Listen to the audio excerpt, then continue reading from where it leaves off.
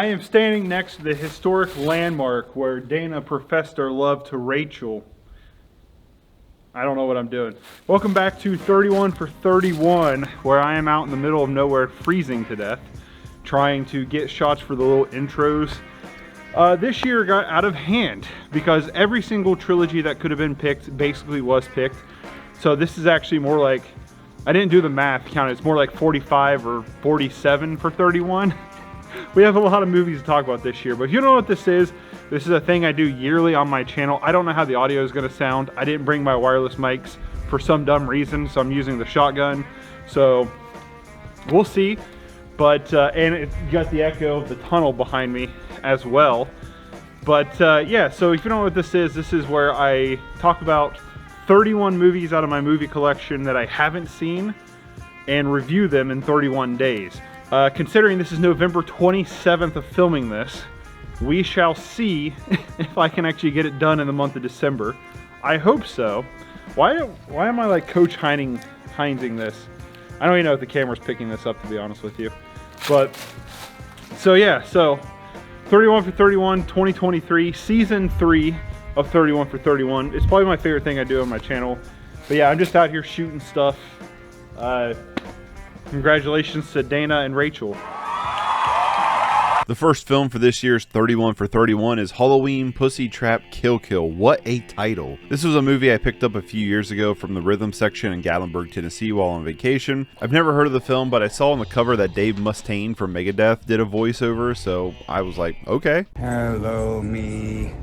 Meet the real me. And honestly, the premise here just seemed kind of fun. The film is about a girl punk band getting trapped in a Jigsaw-like character's death maze. From the premise, you could have a pretty good time, but what I was not expecting was like the 6-minute Middle Eastern war at the beginning of the film that has really nothing to do with the rest of the film. Sure, there's like a small tie-in, but like, why is this here? Then we smash cut to a punk band that's clearly not playing at a party, and it feels like a complete whiplash, like someone just changed the channel. It totally does not fit in with the rest of the film because even though it ties in technically with one character, you don't need to know that about that character because it doesn't work as an explanation for their motives. Not to go into spoilers.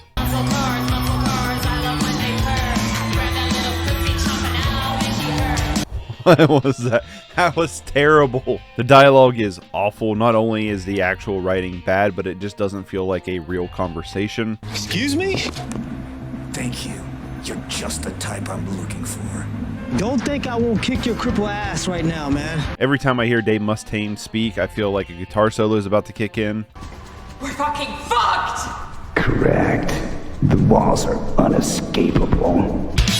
This is one of those films that just has to play music the entire runtime, trying to use that music to manipulate the emotion and tone that it can't convey with its writing or performances. It also feels like it's here to try to hide some of the bad sound design or lack thereof sound design. They reuse a lot of the same Foley sound effects as well. The Foley can be so bad at times it doesn't even sound like the thing it's supposed to be. There's just pointless scenes in this film that could have been completely removed and it would have affected the story absolutely not at all. You can put in these filler scenes, but you can't expand upon the captor and his family. You couldn't put in clever ways for the band to turn on each other. The whole point of the maze is to turn the band against each other, but they're basically just waiting for permission to throw each other under the bus. The fight scenes are awful. There's clearly no choreography. It's slow and stiff and misses any tension because it's clearly fake and it doesn't sell. There's no rhyme or reason for the camera angles other than trying to look cool, which it doesn't. The acting is terrible, and it's clear Richard Grieco does not want to be here. I bit my tongue.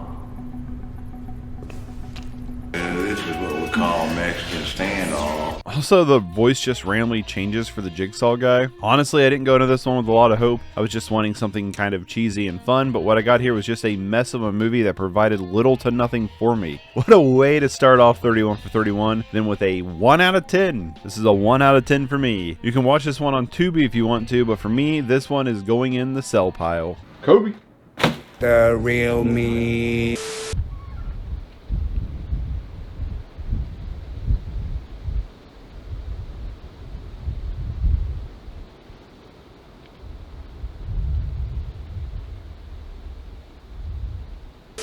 Jack the Ripper from 1959 is a movie I got from a buddy thanks to a Severin order. It was like one of those bonus Black Friday things or something. Like you order so much and you get this, which is why it comes in this CD sleeve rather than a full-fledged case. But it's a movie that's been on my shelves for a while, and the Ripper was caught. Honestly, this is another film that I didn't really have much expectation for, and it's not bad at all. The film has a pretty solid opener establishing the mystery. I love the dense fog on the street. I guess I'm kind of just a sucker for black and white, but from here on out, the film just kind of sputtered along. It's only 84 minutes, but I found myself at like the 30 to 40 minute mark just bored, and it didn't really pick back up until the end. The film is based around the Jack the Ripper cases where women were found dead, but nobody knows who did it other than a potentially unknown serial killer they were crowning Jack the Ripper. An American police officer is called in to help the Scotland Yard solve the case. There's a lot of potential here to build a murder mystery, but I feel like the middle of the film tries to focus a little bit too much on the misdirection and building side characters. I didn't really feel like they were adding a lot to the plot, which is what kind of led me to feel just kind of bored in the middle. I also wasn't really a fan of the Hunchback character in the film because it was just another thing that felt kind of unnecessary, that kind of felt more like a plot distraction rather than a benefit. Still, there's just something about older films and their framing that I really like overall, and in terms of the visuals, they're fairly decent here. This is just one of those films that didn't do a whole lot of good or bad, and so it's not really going to stick with me very much after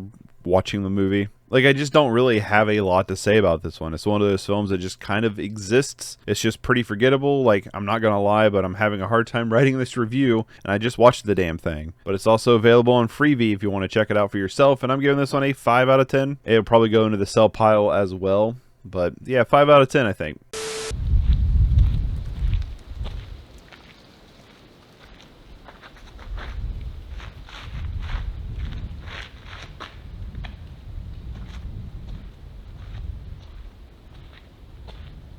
Alleluia is a film directed by Fabrice Du-Wells, the director of Calvaire, that I covered in last year's 31 for 31, and while I don't think Alleluia is as good as Calvaire, I do think it's a pretty solid film overall. I was happy to find this one at Grindhouse Video in Knoxville, Tennessee while on vacation. I had my eye on this film for quite a while, but Vinegar Syndrome has been sold out of the slipcase for a while now, and boom, they have the slippies. I actually ended up putting this one back in favor of a couple stop animation films, but after talking to the clerk about Alleluia, I decided to grab it because I have no impulse control whatsoever. The film is based on the Lonely Heart Killers, which if you know anything about the case, then you'll know how heavily inspired this film is by them. It's akin to something like Natural Born Killers, where the film follows a woman named Gloria. She meets Michelle, who is a scammer. Michelle is played by Laurent Lucas, who plays Mark in Calvaire. Michelle can charm women, and after a while takes their money from them and moves on. For some reason, Gloria falls deeply in love with Michelle, and together they plan to scam money from people, but Gloria becomes violently jealous of the other women. While I do think Gloria's deep love for Michelle comes out from kind of out of nowhere, Lola Duenas does an amazing job selling the emotion through her performance. Honestly, both leads here just give excellent performances. There's a moment where Gloria is laughing but is passing off as crying that I just found to be really effective.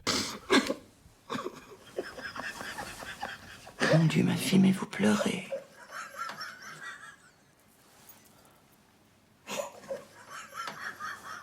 Vous êtes des exemples pour nous tous. Je suis fier de vous accueillir dans ma maison. I also really love the singing scene as it really cemented how unhinged Gloria actually is. It's kind of scary.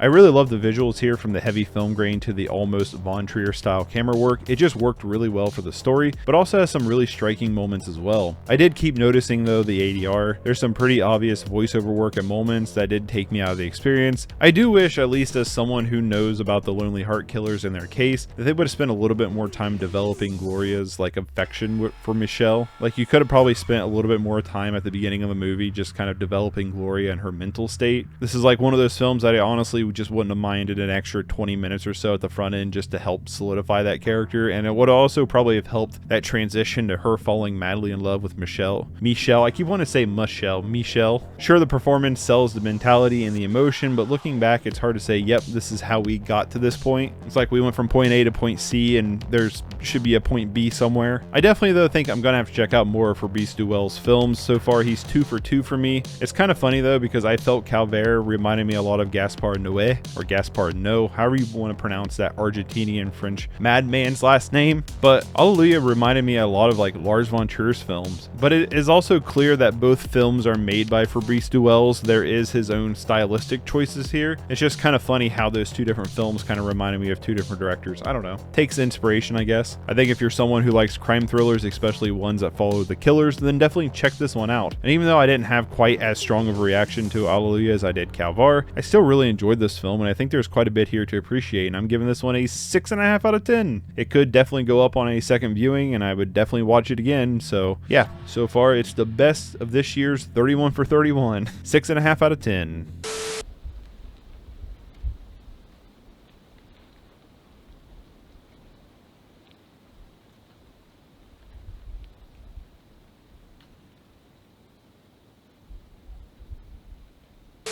House of Terrors. I picked up with an order of a haunted Turkish bathhouse. That is like a hard title for me to say, to mush together a haunted Turkish bathhouse.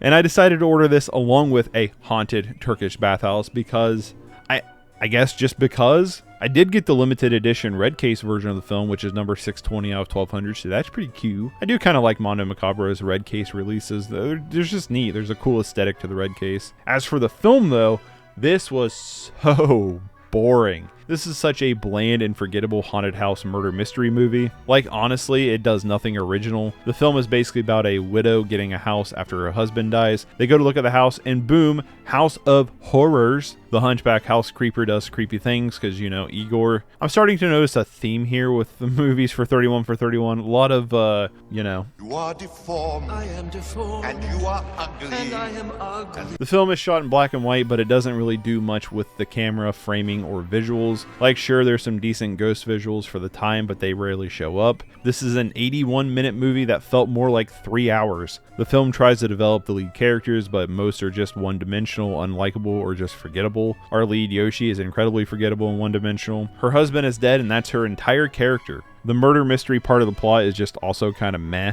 Like, kill people, enter my house because my wife was on Tinder. Boo! Spoopy! Just thinking about a lot of the great classic Japanese horror movies I've seen, this one just doesn't do anything. There's no real suspense, there's no real horror, the plot feels pretty predictable, which sucks considering there's a plot twist that I saw from a mile away, and the film pretty much ended exactly how I thought it would end. The only thing I can really give credit for is the fact that you can tell the actors are trying here. Like, the performances are good. It's just there's not a lot for them to work with. And like I said, the ghost visuals, they definitely have their moments for sure as well. Honestly, I'm just kind of disappointed with this one. This wasn't one that I was really like super excited for. And I kind of did just order it with a haunted Turkish bathhouse because I guess FOMO, man. The FOMO is real. It's a hell of a drug. I'm giving this one a 3 out of 10. It's nothing like atrociously bad. It's just not good either. It's just a 3 out of 10. 3 out of 10. A 3 out of 10.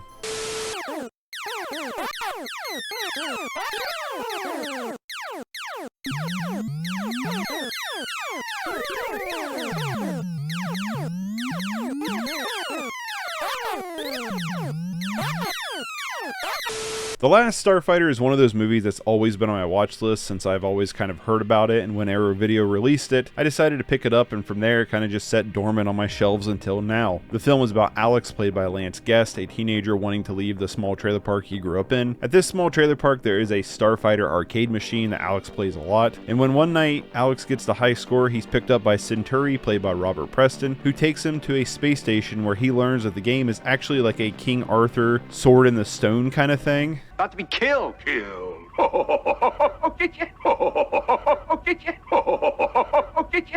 You don't seriously think it's dangerous, do you? Don't be silly.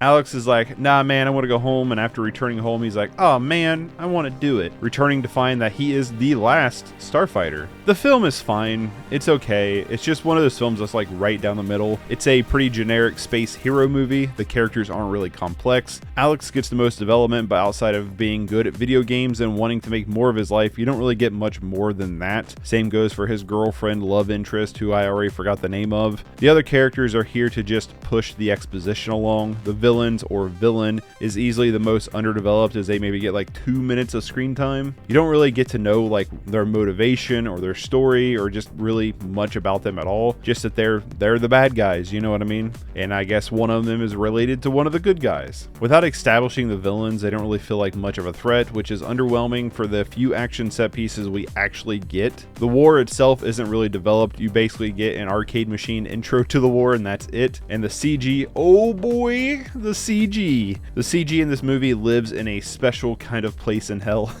It's so goofy looking when it first appears on the screen. It's really jarring, like, what the f is that? And honestly, you never get used to it. It's bad, but it's not like the Flash bad. It's just flat out animation. I don't even know how to describe it because I've rarely seen CG like this without being in the context of something like, you know, Roger Rabbit or video game kind of thing. Performance-wise, the film is fine. You get your chance. Important thing is when it comes, you gotta grab it with both hands. Hold on tight.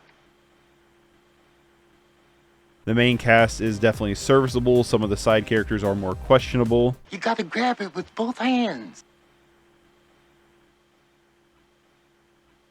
The music is pretty generic 80s score, and that's kind of where the film exists. It just kind of exists as a generic 80s sci-fi film. The film feels like it stumbles to find its footing at the beginning, and I was pretty bored, but I did find myself enjoying it more towards the final act. Funny enough, the scenes with Beta I found to be more enjoyable than most of the real Alex. Beta! Just worked for me as a comedy relief character, which is surprising because like 1000% of the time those characters just annoy the ever-loving shit out of me, but here I was like, no, this is actually probably the most interesting part of the story. Still, I'm kind of just sitting with this movie basically saying I'm glad I finally watched it, but outside of that CG, it's not going to stick with me and I don't really care to watch it again. I'm giving this one a 5 out of 10, probably closer to a 4.5 than a 5.5, but a 5 out of 10. Finally checked it out, and yeah, this has been a slow start for 31 for 31.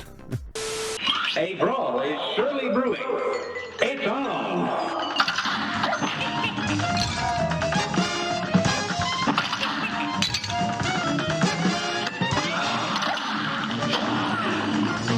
The Congress, or Robin Wright at the Congress, is a film that I've heard some mixed things about in the past, but came across the Draft House DVD at a vendor market for $1. With Draft House being all out of print, I decided to grab it, but never sat down to watch it until now. The film is directed by Ari Folman, who is also the director of Waltz with Bashir, a film that I would strongly recommend checking out. But I didn't know he also directed this until I looked up the film before watching it, so that's kind of cool. The Congress is about Robin Wright playing a fictionalized character of herself, who is an aging out actress who doesn't take on much roles living with her 2 kids, when she's offered a contract to have her likeness scanned and turned into a CGI actress at Mirrormount, this film's big studio that can do whatever they want with her. 20 years after signing the contract, she goes to Abrahama City, a fully animated utopia, to go to the Futurological Congress, where a new contract is written up for her. After allowing her biological chemistry to be sold as anything, including the hallucinogenic drug that allows people to become her, she begins to regret her decision and wants to get back to her son. That's a lot. This film is a lot. This is also hard for me to slur through. I don't know if you guys haven't picked up on it yet, but I have a speech impediment. It's called My Speech Impediment is Not Pronouncing Things Correctly. This is one of those films that probably just needs multiple viewings to fully get everything. There's so much detail in the backgrounds, a ton of things you probably just miss on a first viewing because everything here feels purposeful in a way. Dialogue isn't just exposition, it's the character, it's the world, it's the intent that could slip under the radar. Like, to me, there's a scene where Robin shows up to check into the animated hotel and the concierge tells her 6 other Robins have checked in which to me signifies that Mirrormount is already selling her biological chemistry, since people can already take the drug to look like her. Stuff that just feels scattered throughout the film, but the question is whether or not the film is good enough to warrant that second viewing, and I personally think it is. This film does something that I personally do find annoying though. One thing I hate is when an actor or actress is playing themselves in a film referencing real-world films like Forrest Gump or The Princess Bride, and then you have other huge name actors playing fictionalized characters as well. I understand that Robin is playing a fictionalized version of herself, but because they reference real films as well, I can't buy into other actors being characters and not themselves, like Harvey Keitel for an example.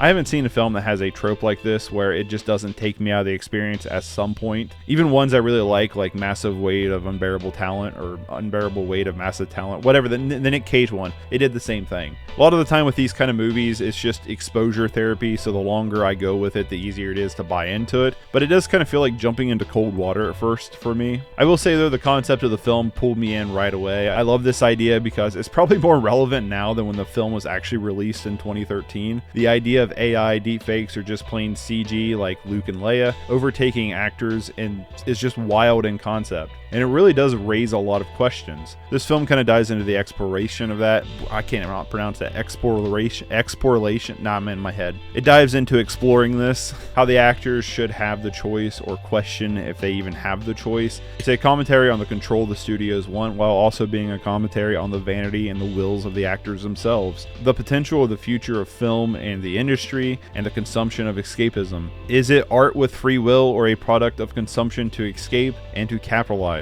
It brings in a lot of these interesting questions to make you think. The performances here are pretty great across the board. I mean, it's a great cast here, but I have to say there's a monologue scene with Harvey Keitel that should go up there as like one of those greatest performances of all time kind of thing. Like, I'm not kidding. It was moving, emotional, in a way kind of also very manipulative. It expresses so much of the character through an anecdote that speaks volumes for the character while also resonating with Robin Wright to get the scene done. It's brilliant. I wish I could show you the full thing here, but here's kind of just a snippet of it. But then the kids came along, and all of a sudden you stopped being scared.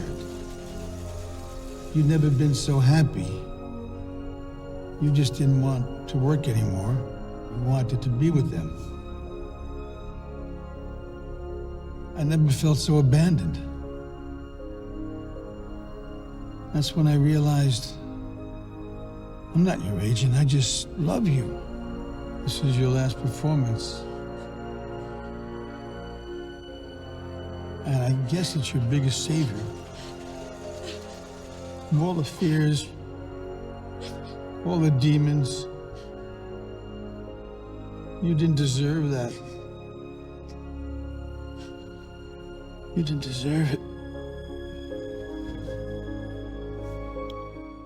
So I went to go edit this review. It's been a while since I've seen The Congress. To break the facade, if you will, of how I do these videos, this series, I started this back in September, which is around the time when I watched The Congress, and then I go through, I watch all the movies, and then I write the reviews, and I do the reviews, and really it's uploading 31 movie reviews in 31 days, not necessarily watching 31 movies and reviewing them in 31 days, but that's neither here nor there. When I just opened this up to start editing this, I was like, man, I got to watch this scene again from The Congress, and I did, and it honestly might be my favorite monologue I've heard in a movie. This scene alone is 100% worth watching this movie. It really is, because it just resonated with me so much emotionally. There's so much complex tones here between, you know, how it's not only is it emotional and it explores both these characters really, really well. Harvey Keitel's line delivery is just top notch, but also like it adds like this almost manipulative layer to it as well that kind of just sets in tone the rest of the movie. It's just, it's so good. I can't like express enough of like how much this monologue just stirs so much emotion in me, and the rest of the film is good too, but this scene alone is just so powerful and so well done that I think it's totally worth trying to find the movie and watching it just for this one scene alone. I just wanted to kind of talk a little bit more about it. I've seen it a couple times now, this scene, and it gets me every time, man. It really does. It's really good. So yeah, check it out. I'm gonna continue with the review now. The film is half live action and half animation, and I think the animation is beautiful. They go for an older retro style of animation that works well in this. This is the future, but it's also retro in a kind of way. But this section is also where the film starts to lose me a bit. When you get into this section, the narrative feels like it's a lot looser, which is kind of the point. I get that, but it does make the narrative harder to follow, and I did start to lose some interest here. While visually I think it's stunning and it does present some interesting ideas, it didn't capture me quite like like the live action stuff of the film did. The film does go back to live action, which really did help tie the narrative together a lot more towards the third act, but it did leave the middling act kind of a little uneven for me. Maybe it's something that on second viewing, knowing what it is, it won't bother me as much, but it was something that I felt. Personally, to me, this is one of those films that could go up or down on a second viewing. It's a film that I would definitely watch again, and I think it's weirdly enough more relevant now than when it was released. Kind of ahead of its time, if you will. I think there's some amazing things in here, but there's also some things that didn't really work for me in the middle section, and I'm going to currently give this one a 7.5 out of 10. Like I said, that could change with another watch, but I would definitely recommend this one. Between Waltz of Bashir and the Congress, I think I'll be keeping an eye on Ari Folman from here on out.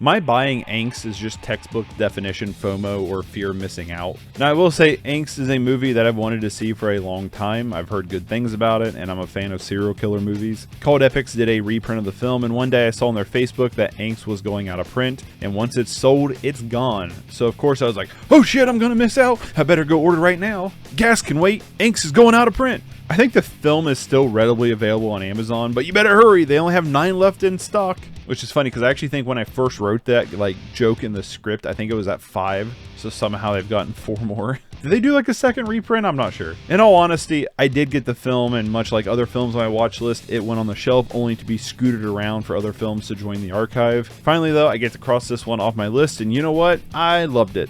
The film follows an unnamed man who is the narrator of the film, who's released from prison for murder. The man talks about how much he wants to kill again, and that he will. Well, pretty much the same day of being released, he breaks into a house and starts to torment a family that lives there. Now, I am a fan of serial killers, in the sense that I find them very interesting. Like, yeah, their crimes are heinous, but the psychology of doing the crime, how they justify it in a way, and kind of how they, to kind of pick that hamster at the wheel going kind of thing, I just find to be really fascinating. I dive into a lot of true crime, whether it be audiobooks, podcasts, YouTube videos, or documentaries, but there's very few films that feel like they capture the authenticity of a serial killer. Most films chalk it up as exploitative or jump scary, but very few feel grounded and realistic, and Angst 1000% feels like grade A Wagyu bona fide genuine leather. Us not knowing the killer's name also turns us into the victim, as it comes across as anybody could do this. I mean, for the family, he is just a random guy, but during the entire movie, we get the main character narrating over everything, talking about his desires, his motives, and his stories of his past. It's really interesting because the narrative is telling us basically what's going to happen to these people, his plans for these people, because it happens, which adds to the horror and hopelessness of the film, diving not only into the killer's point of view, but also allowing us to feel what the victim is going through and empathizing with them, creating complex emotions that kind of toy with the viewer. There's also this scene where the killer is fighting the older woman, where he's just telling a story over the narration that really adds to the narcissism of the killer, proving that their gratification is the only thing that matters, that in the time of this woman being the victim, this is his story and his life is more important. It feels like every aspect of this film is to drive home the points even harder, and it really works. Speaking of fighting the older woman, this has some incredibly vicious and brutal moments. Roughhousing isn't the right word. It feels like a full-on assault, which helps ground the film. Like, I wouldn't be surprised if I found out some of the actors in this film ended up getting hurt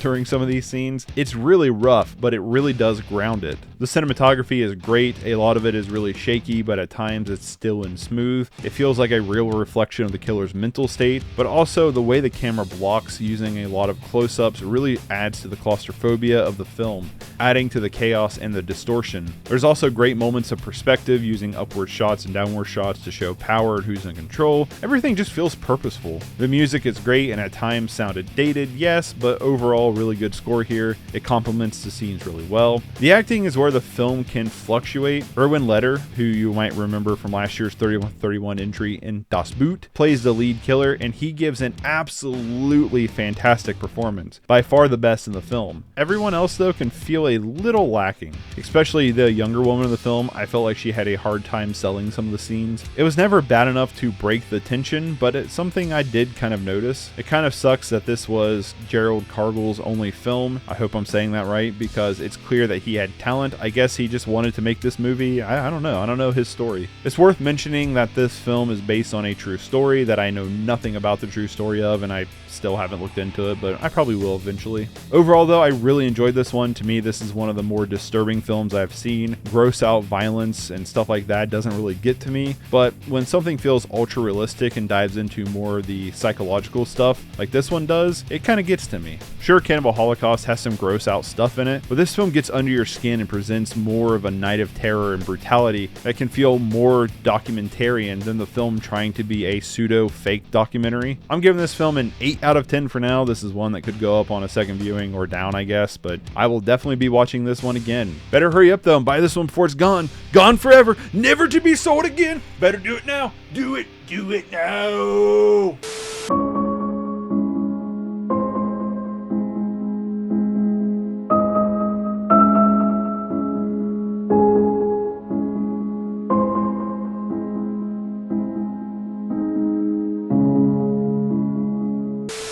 Alright, so we're starting this one off a little bit different, and that is originally Jackie Chan's First Strike was picked to be this spot for 31 for 31, but it wasn't until I was about to start the film that I found out that, hey, this is actually Police Story 4.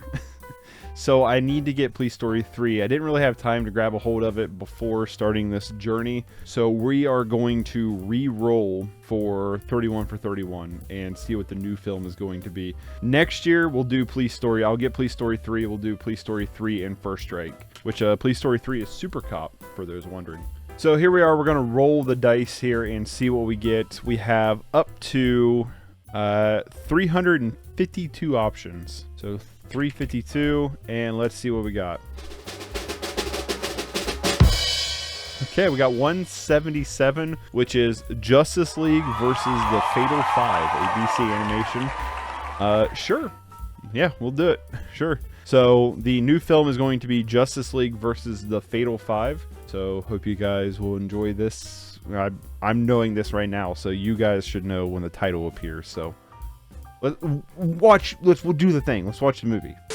Funny enough, with Justice League versus the Fatal 5, I actually bought the 4K combo pack with the action figure years ago, but never opened it. One day I decided to look it up on eBay and found out that because it was a limited run that it's actually selling for quite a bit, so I decided to sell it and just buy the regular one when I saw it was for $5.99. The film is about Starboy being sent to the past when the Fatal 5 show up. Starboy has to team up with the Justice League to take them down, and it was pretty fun. The DC animated lineup, for some reason, is just leaps and bounds better and more consistent than their live action, and that's the case here as well. The animation is standard WB DC animation, which I'm a fan of, before they kind of changed the art style to be more blocky. The action set pieces are a lot of fun, and what's nice is there's actually stakes here. I like it when you actually feel like there's actual consequences to actions, and that sometimes characters aren't safe. It helps add tension and excitement to the action set pieces while also helping push the narrative forward. Speaking of the narrative, it can be a little one-dimensional, but it's still solid and kind of a classic save the world superhero kind of story. The Fatal 5 don't really get much character development,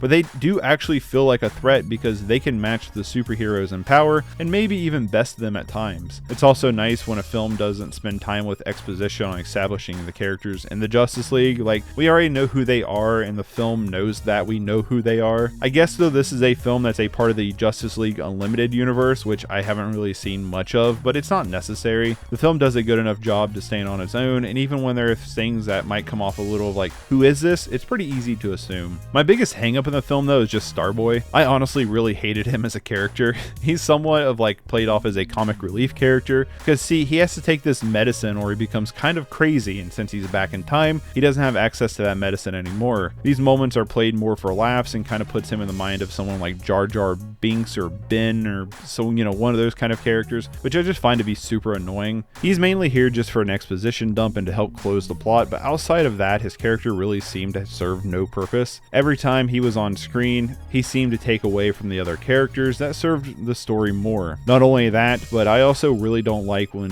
superheroes can basically have like limitless powers. And no, I'm not a Superman fan either. One character I didn't recognize, but I really liked was Jessica Cruz. That's this film's Green Lantern. She's not a version of the Green Lantern that I'm familiar with, but she's somewhat of the main character. She's the crux of the story, and I kind of liked her being somewhat indifferent to the Justice League. There's a part in the film where she tries to be the hero and it backfires, not going into spoilers, that I honestly thought was the best part of the film. It's a great character moment, but also mixes great emotion with familiar characters and action as well. It's a scene that really adds weight to the story, and I wouldn't mind seeing more of her character in other installments. I've been a fan of the DC animated lineup for quite some time. I've reviewed a bunch of them on this channel as well. There's a certain type of life in their animation lineup compared to their live action that they can just tonally shift better. They can handle more of the fantastic elements as well. And while Justice League versus the Fatal Five isn't the best entry into the DC animated universe, it's still one that's worth checking out. It took me years to finally get around to it, but I had a good time with it. It's also on Max if you want to stream it, but for me it's a 6.5 out of 10. Yeah, 6.5 out of 10.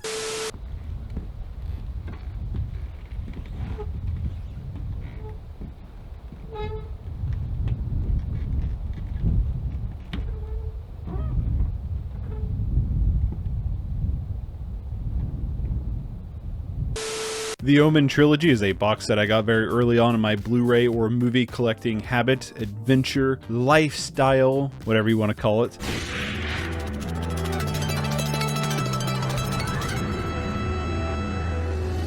The Omen being one of those horror classics, and I remember liking the 6606 Omen back around when it came out in theaters, somewhere around, I think that might have been 2006. I know buying the set, I wasn't really that interested in the Omen sequels, and I would probably never watch them, but I think this set was around like 14 or 15 bucks back in the day, and it came with the two that I had seen and liked, so I was fine with it. But of course, one of the Omen sequels would get their number drawn, so I felt like it might be a good time to revisit the Omen and also burn through this box set. I think the girls with their nails done now.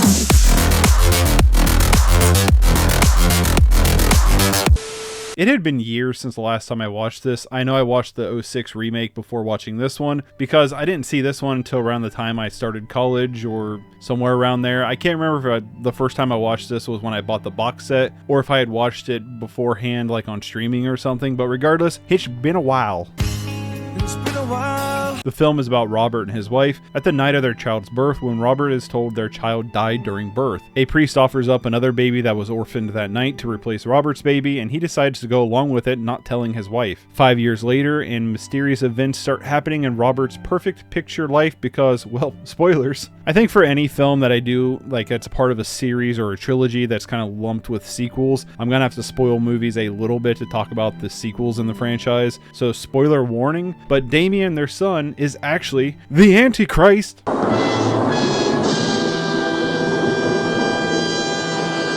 Now, what I really like about this setup is that the film, for a while, plays with the idea whether or not the kid is indeed the seed of Satan, which makes for some interesting character decisions, and that kind of makes the film really engaging. The first scare of the movie at the birthday party is honestly like one of the best moments in horror, in my opinion. It's so early in the film, but it's so brutal and so out of nowhere that it really shocks you as much as the party goers themselves. Not to mention that, but it also casts this weird tone around the kid and the family. It's disturbing and well executed, and honestly it's one of those few scenes that's kind of stuck with me for all this time, and I can now see why revisiting it. The film doesn't really waste any time. From the moment the film starts, you're thrust into the death of a child, the emotional turmoil of the lead character that puts you right on the edge of your seat, and I'd say for the first 45 minutes it never really lets you go. You spend time with characters getting to know them, but you also get some really creepy and unnerving things happening around them. What's shown on screen is purposeful. There's foreshadowing in the background of the framing, little nuggets of information with payoffs in the background. You can see how characters react to things, and everything feels natural and logical through how the characters handle certain situations. Kind of just speaks volumes on their character and personality. You're organically learning about them without exposition or insistence. However, after that 45 minutes or so, basically when the mom winds up in the hospital and Robert meets up with a photographer Lupin, the film turns into almost a mystery adventure, and that's where it kind of started to lose me. You have a really tight first act with a strong opener similar to a second act when the film kind of just takes away the mystery of what Damien really is. It's where the film just kind of starts to fall apart for me. It not only feels slower in the way information is presented, but also less interesting because you don't really have that aura of mystique that it had before. Sure, there's some good moments here and there to get you to the end of the film, but it's much more forgettable than the opening. I will say the music is absolutely great in the film, and it did win an Oscar for it. Well deserved for sure. Not only is it just great pieces of music, but it also fits the scene so well that it's in that it elevated them and the emotion of the scene without completely carrying the scene either. Great stuff. Most of the time the effects look great, but there are some moments where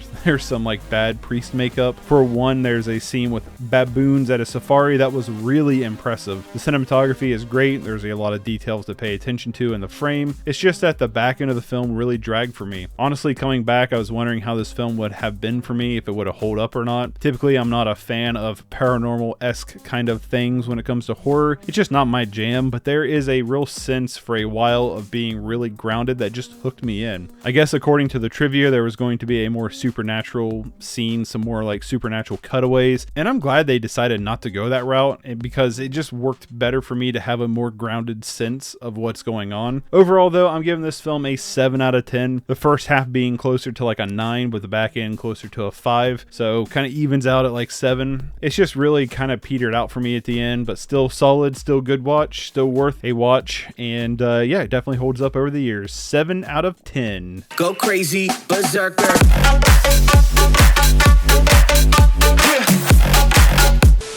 Now we are charting into unknown territory with Damien, Omen 2 from 1978.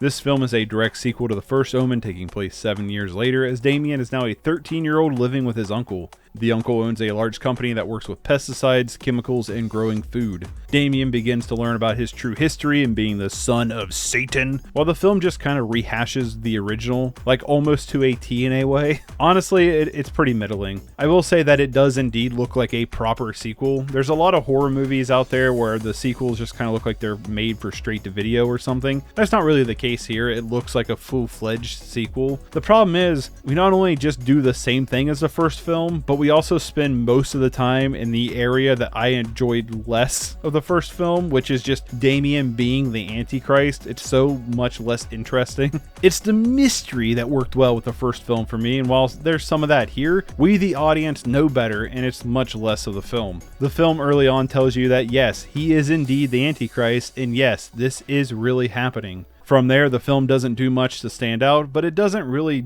do much bad either. The boy who plays Damien does look like an older version of the kid from the first film, and honestly, the time we spend with him learning about potentially being the Antichrist is by far the best parts of the film. The unfortunate part is that it's kind of barely in the film. The film spends most of the time with his uncle and aunt as they kind of do the same thing as the parents of the first film. Maybe he is, maybe he isn't. If the film would have leaned more into Damien discovering his true self, it could have been so much more interesting, like a satanic coming of age story. That would have been cool. The music isn't really as good either. A lot of it just feels like a rehash of the first film or just kind of generic. Gary Goldsmith, who did the first film score, was labeled uncredited here as a score producer, so I'm not really sure how much involvement he had with this film, but regardless, it's definitely not as strong. This is just one of those movies that's kind of hard to talk about because it's just so down the middle. Some things are interesting, but most of the film is just forgettable. The thing with the first Omen is that the ending leaves you guessing what will happen with Damien and the world. We don't really need to know what happens with Damien and the world. It kind of feels like this film and probably the sequel that comes up next kind of undermines the ending of the first movie, but I honestly just don't have much more to say about this one. It doesn't really stand out, and it's just a 5 out of 10. It's a 5 out of 10. Got a monster inside of me. You better watch out if your enemy's a road ahead of full prophecy to be the greatest beast the world has ever seen. The last of the sequels in this box set, The Final Conflict, or Omen 3, The Final Conflict, or Omen 3, or whatever the title of this movie is, was released in 1981, and this third installment follows an adult Damien as he is appointed as a diplomat in England. Now fully aware that he is the Antichrist and diving emo headfirst into it. Infuse in him the grandeur of melancholy, the divinity of loneliness, the purity of evil, the paradise of pain. Where are you?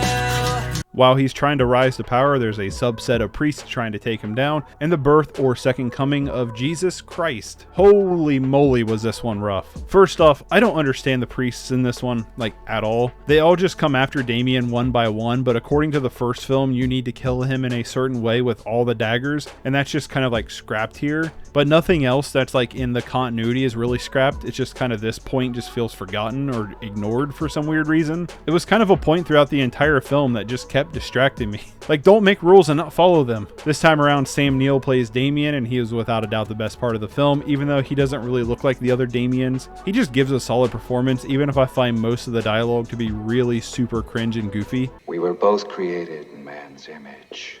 While you were born of an impotent god, I was conceived of a jackal. Like, at this point in the film, we're only doing the thing that isn't interesting at all with Damien, which is Damien knowing that he's like Lars von Trier. Like, we get it, you're edgy. It's so boring, and there's just nothing to play off of it. The whole priest hit squad angle goes absolutely nowhere. Like, they don't do anything interesting. They just basically show up at different times and get murked. There's no conflict here. The plot twist of the second coming of Jesus was easy to call from the beginning. Like, I don't want to spoil the ending of the film, but we have spent now 3 movies moving along with this character, and the ending just felt so underwhelming to conclude with. The music isn't as good. A lot of it feels like stock music and very generic. There's really no scenes in the film that stand out. The 666 scar on Damien's head looked really super goofy, but there's something weird happening with the film. I'm not sure if it's just we started the movie with dinner and was eating for the first part of the film, but it didn't really drag on. Honestly, even with my complaints on the first film and this pacing, none of the 3 films from the original trilogy really felt like they dragged on, despite a lot of the problems I've had with them.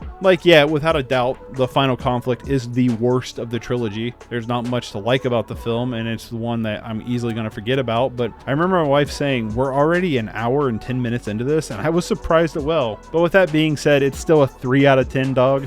It's still a 3 out of 10. Yeah, it exists. Since the hour you vomited forth from the gaping wound of a woman, you've done nothing but drown man's soaring desires in a deluge of sanctimonious morality.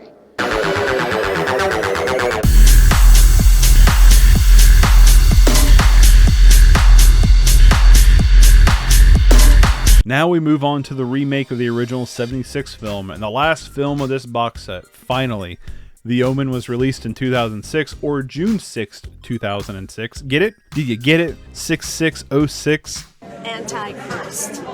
666 in Hebrew, bottoms up. And the double laughs. The first film was also released June 6, 1976, so that's kind of fun, I guess. This is one, though, that I've always kind of said was kind of on par with the original for memory, and wow, was I wrong. Because this sucked. Terrible! Horrendous! I'm offended! I'm appalled! It was such a drag to sit through. I just said the original trilogy wasn't hard to sit through and it moved along pretty nicely, but my god was this one hard to sit through. Maybe it was the fact we watched all 4 of these movies in one day, but I think it's more because I had the original film in memory to compare this to, and it does not hold up. The film is so much slower, but feels like it's just going through Omen checklists. Like, yeah, it's slower feeling, but also it feels like it's skipping around a lot faster. It's really weird. It tries to do some new things, but doesn't do anything to develop them or justify why they're doing new things or why they're here. It's like they took some aspects of Omen 3 to kind of mix into here, and it just didn't work. The story is literally the same as the original, minus a few little tweaks. But so much so that apparently the writer Damien McDermott wasn't allowed credit by the Screenwriters Guild, giving sole credit to David Seltzer, who apparently had nothing to do with writing this film, which is kind of hilarious, but could also be frustrating to David Seltzer for technically having a full writing credit on this absolute garbage. In the first film, we spent like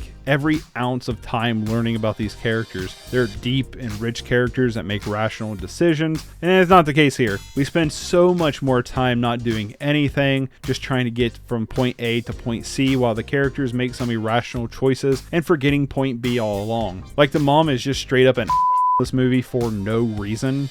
Could you please take him out of here? He's playing quietly, Kate.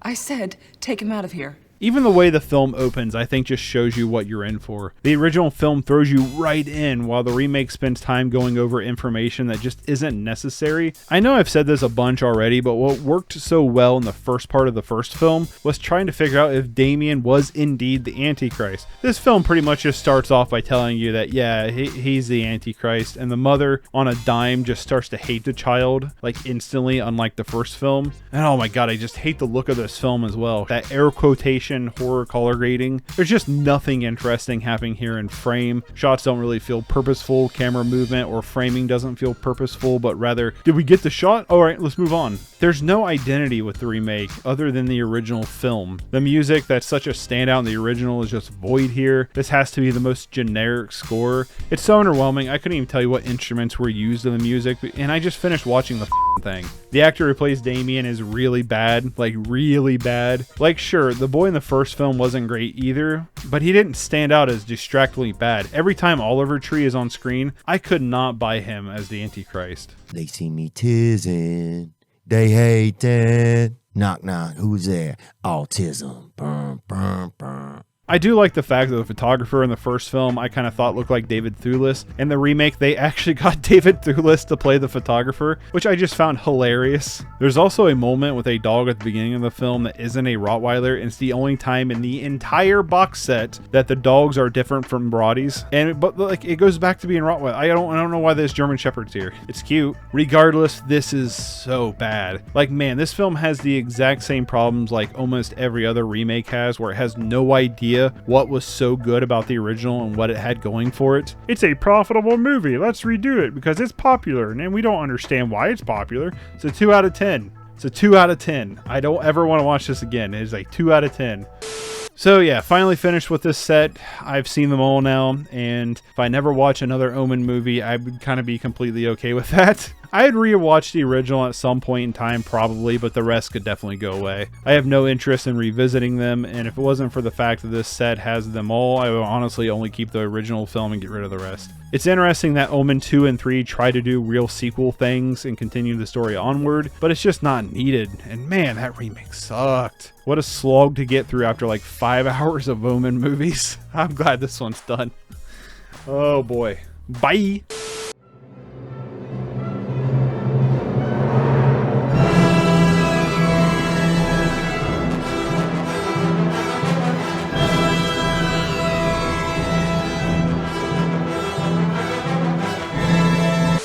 Mr. Smith Goes to Washington is literally a film I've had for years and years and never watched it, only to be readjusted on my shelves with new additions. It's a film that I've seen on like a ton of like best of lists, and I picked it up a long time ago on a Black Friday sale, I think. I mean, it's easily been over like 6 or 7 years since I've had it. Like, I think I got this before me and my wife even first started dating. It's been a while to reuse that same joke. It's been a while. The film is from 1939, starring James Stewart as Mr. Smith, who ends up going to Washington after a senator dies, and the governor appoints him, with him hoping that Mr. Smith will be a good Ponzi to help pass some bills that will help line the pockets of the corrupt politicians. The film is directed by Frank Capra, who is a director I've heard a lot of good things about, and you know what? This may be a hot take, but I found this film to be super boring. Like on paper, you have corrupt politicians trying to get their way and a genuine good dude duking it out against the senators and their fat cats, but the way the story is just told is just so flat and boring. It could just be the era of the film when the film was made, but there just isn't much happening, and it's got a really predictable plot. James Stewart as Jefferson Smith just felt like a caricature. Jean Arthur and her character Saunders I just found to be consistently annoying throughout the film. The only performance I thought stood out was Claude Rains as Senator Joseph Payne, who was probably the most complex character of the film. There's just nothing here that sparks any interest in me. The camera work is fine, but it's nothing interesting. The acting is middling, the music is hokey, and I could have easily fallen asleep for like 40 minutes of the runtime and woken up to know exactly what is happening and where I'm at in the film. Like, I was no joke fighting sleeping during the film, and after finishing it, I totally could have just went to sleep. Been fine. I was pretty interested in the setup, but once Mr. Smith got to Washington, that's when I started to lose interest, and I personally never got it back. Like, wow, look at America and the American dream. We gotta fight for what's right, everybody.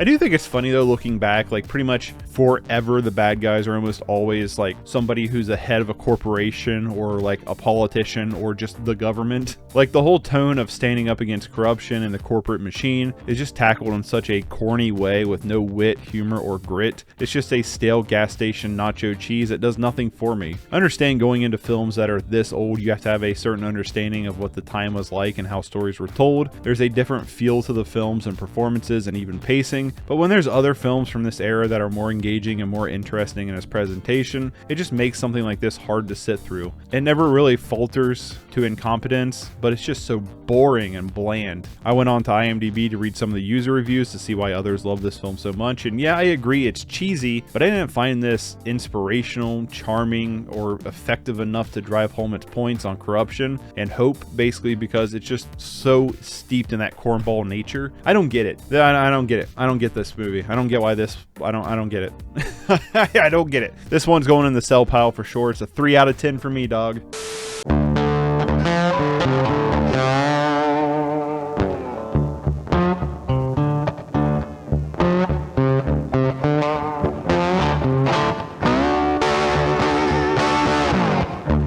Raising Arizona is one I picked up on DVD for like $1 a little while ago. Then I got to upgrade it to Blu-ray for like $1. You gotta love when that happens, right? You gotta love it when you pick up something cheap so you can finally watch it and then you found the better version of it for the same price. I'll take it. I'm a huge fan of the Coen brothers, but I haven't seen all their films yet, especially when it comes to with like having Nick Cage in the lead. I'm not sure what I was doing waiting this long to check this one out. Well, after posting on Instagram about finally watching the film, my mom commented that apparently I watched this one as a kid, but I have zero memory of this, so it's completely fresh to me. I think what she meant was she watched the film and then I play with NASCARs or wrestling figures in the background.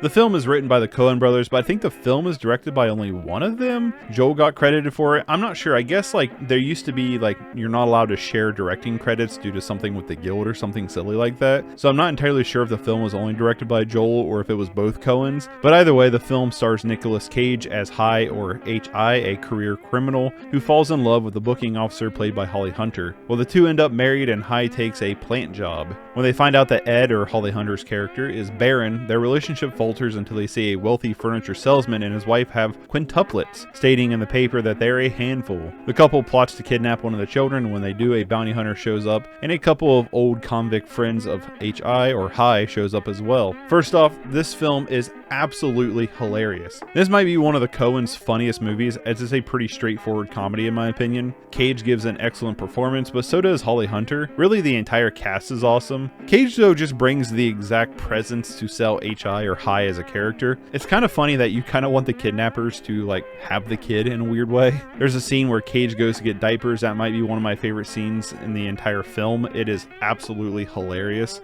I don't know, because now I'm thinking about the gas station scene with John Goodman's character and William Forsythe's. That's too many like my trouble letters in one name. William Forsythe's. That's you're screwing up my lisp here, man. That scene was outstanding as well. That's what I'm getting at. That was also a really good scene. Honestly, there's a ton of good scenes throughout this film. While the characters that sometimes can be somewhat cartoonish, there's certain levels of complexity to them that makes them such a fascinating watch. Hi is somewhat of a hopeless romantic that has the urge to rob. It's almost like this compulsion is kind of what gives him life. But he's also caring about people's safety while also being kind of violently protective. Every character might not be completely believable in our world as real characters, but they totally fit in this world. The bounty hunter has this era of mystique and evil, but also can be metaphorical to Hi's inner self and a manifestation of his guilt and punishment. It's not exactly like a closed book, but at moments are open to interpretations, which can honestly drive some of the comedy elements up. The film is just 94 minutes, but I swear it only lasted like 30 minutes. This might be some of the quickest pacing I've ever felt in a movie, as it just blew by. There are a lot of things happening in its runtime, and nothing feels rushed, and nothing feels like it lingers either. Everything is here, everything builds off of the other scenes, and there's almost always a payoff. The music has a nice soundtrack to it, and visually the film looks pretty solid as well. This is one of those movies that I can definitely see myself putting on, looking for something lighthearted and goofy, and for now I'm going to give this one an 8.5 out of 10. It's a film that could go up on a second viewing. I'm doubtful it will go down. I'm pretty confident it'll probably stay around an 8.5. It's really good, and I'm glad I finally watched this one. I loved it, and I would definitely recommend checking this one out.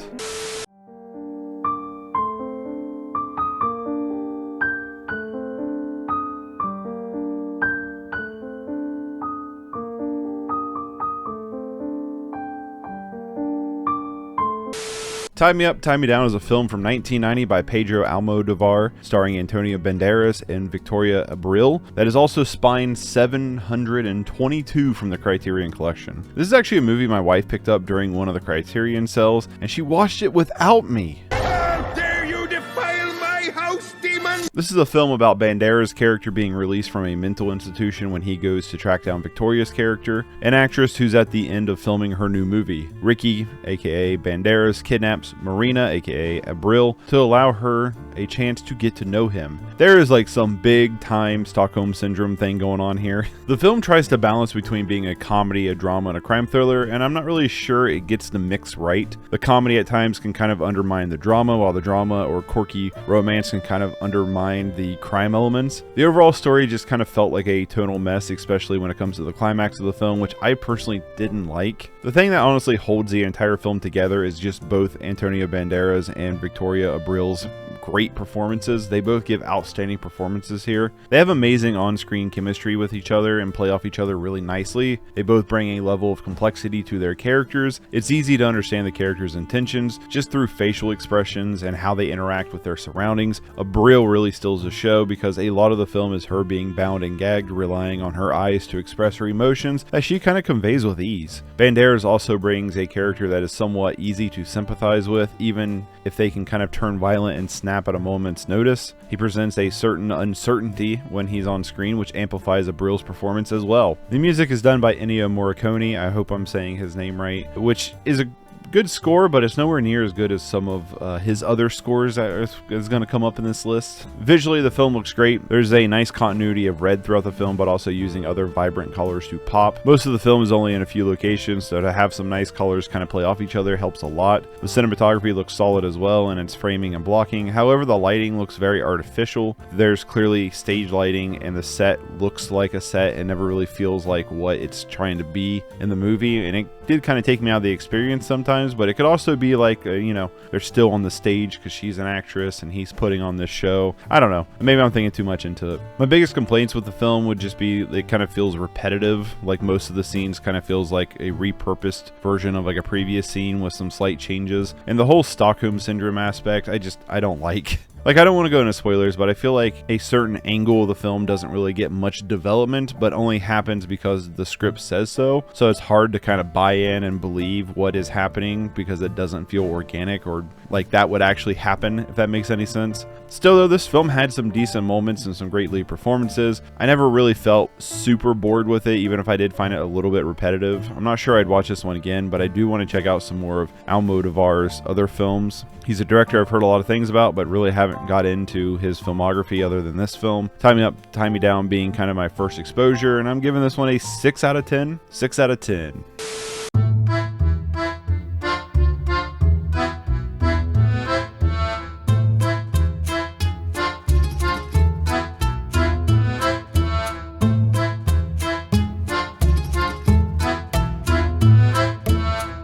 The Howling is one of those movies I've always heard about but just never watched, and one day my buddy was getting rid of some stuff and was like, hey man, you want some stuff? And there it was in Steelbook. In the Steelbook? Macaroni with the chicken strips. After watching it, it's pretty good. The film is about a journalist who gets tangled up with a serial killer after the killer is gunned down by policemen. Her doctor recommends her to go to this retreat with her partner to basically have like a mental break. However, once there might be something afoot. I realize I'm reusing some memes here this season. This is a werewolf movie, not spoilers because it's all over the promo art for the film, despite the film trying really hard to build a mystery of what's going on. Like, the film doesn't try to be a werewolf movie or tell you it's a werewolf movie up front. It tries to like develop that, mystery, but it doesn't really work when, that's literally the promo stuff. Congratulations, you played yourself. Honestly, I just found the first half of this film to be really boring. I find for the most part these 80s creature features, the setup is the hardest part to get through, and it's the same here. We spend our time bouncing around from the serial killer subplot, if it's really can be considered a subplot, to the other characters investigating, to our main character, the retreat, bouncing around like it's just really dragging out the pacing, how it moves between the different plot lines. And honestly, I never really cared about any of the characters because they're just not that interesting or very well developed. I just watched the film and I could honestly literally couldn't tell you any of the names of the main characters because they just don't feel important. These characters are only here to be put in the mix of the good parts of the film, which is the end of the film.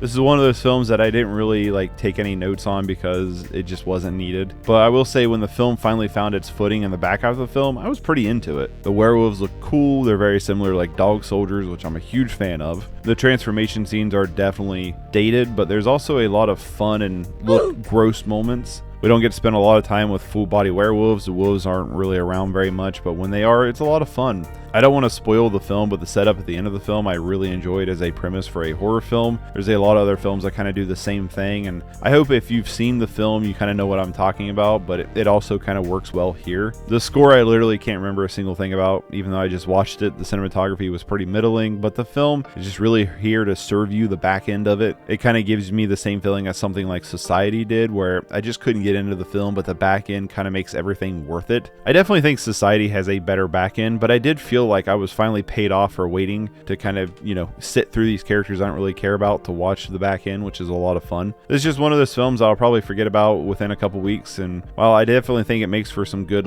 background party viewing, I don't see myself ever really watching this one again, and I'm giving it a 5 out of 10. Giving it a 5 out of 10.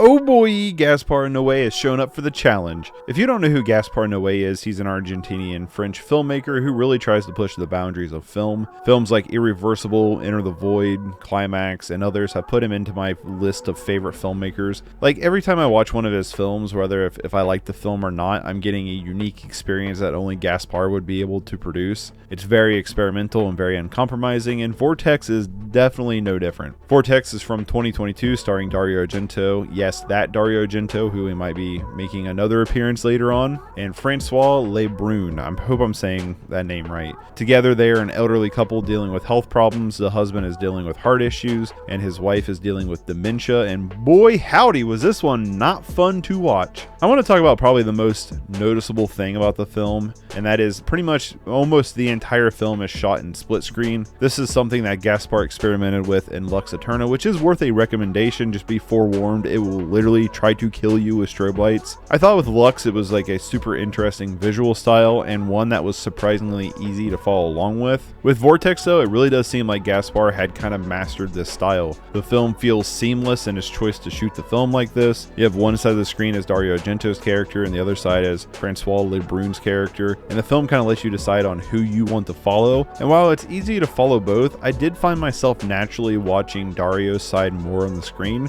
The film presents two living narratives that survive in its authenticity. Both leads, Dario and Francois, are performed expertly, and the way the characters are written and function, it's really hard not to get attached to them, which makes the spiral toward the end really hard to watch. There's other films out there that deal with dementia like The Father, but what's interesting about the point of this film is that you see both sides of the story simultaneously as you watch Francois's character live in this uncertain world, and you see Dario's character dealing with it along with kind of dealing with his own life. Both parties almost feel separated, which is enhanced by the choice to split the screen literally down the middle. Not only is it visually interesting, but it also serves a purpose to the narrative. Now, I will say the film for the first 40 to 50 minutes I was just blown away with, but there is this chunk in the middle that really dragged on. I felt like there were some moments that could have just been trimmed down, or personally I just didn't like some of the subplots spent with their son. It's fine when he's interacting with them, but there's moments or backstory on the son that felt like it kind of broke down the pacing and added somewhat of an unneeded edge to the film, because the son, well, let's just say has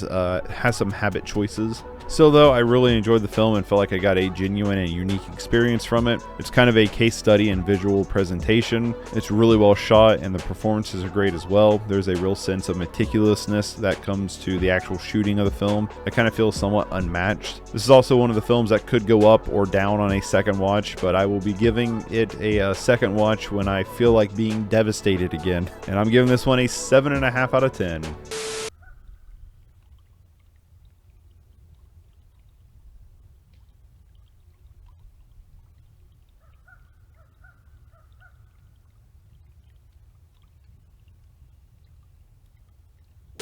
Nomadland is one of those films that just looked like an Oscar bait movie and didn't really do much to excite me from what I saw and heard about the film. And you know what I mean by like Oscar movie, right? Those movies that have a lot of good technique but kind of plays it super safe for the award season, kind of maybe pandering to some social issues to get, you know, that Oscar nom. But one day it was on sale for $5.99 or something like that, and since I hadn't seen the film and it did end up winning Best Picture of 2021 along with Best Achievement in Directing and a Best Lead Performance for Frances McDormand, who I love as an actress, I had it on my watch list, and well, it got picked for this year's 31 for 31, so let's finally watch it. The film follows Fern, played by Frances McDormand, who lives in her van traveling from place to place, finding odd jobs here and there after the plant in her town closed down, uprooting the town of Empire, and after the death of her husband kind of uproots her. The film follows a slice of life of this nomad and the people she encounters, and I personally found it to be really endearing. It has a true sense of authenticity with how it presents the lifestyle and the characters that are portrayed, showing both the good and the bad of their lifestyles, but also kind of the good and the bad for the fight to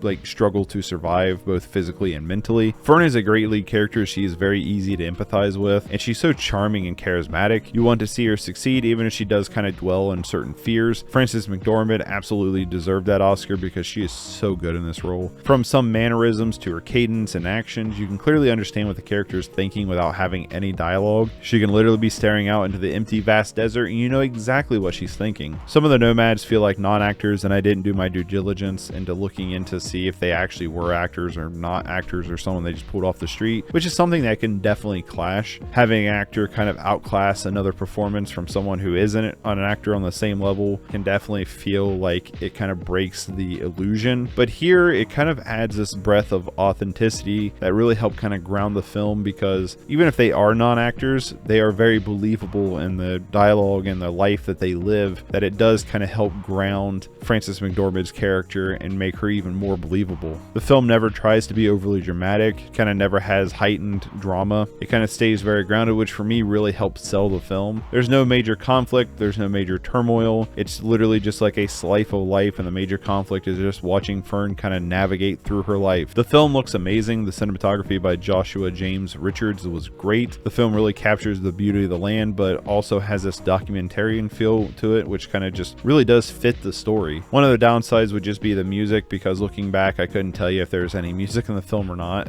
I just watched it this morning. Another thing I had a slight issue with the film was the pacing. Now at no point was I bored with the film, but I did think to myself that I could definitely fill the runtime, and at one point I noticed the time on the Blu-ray saying 57 minutes, and I was thinking I was like maybe an hour and 20-ish in. Like I said, I was never bored, but I could feel the runtime. I will say there is something about van life and nomad life that I've always found to be rather romantic. Just the idea of selling your possessions and living on the road, working here and there for money is just kind of alluring, really. Some days I think it would be nice to have that kind of lifestyle, but then what would I do with all these films? It's very easy for me to get wrapped up into a story like this, because this is something I've watched on YouTube for quite some time, people living in their vans or small lifestyle living, nomadic living. But what was surprising was that even my dog loved this movie.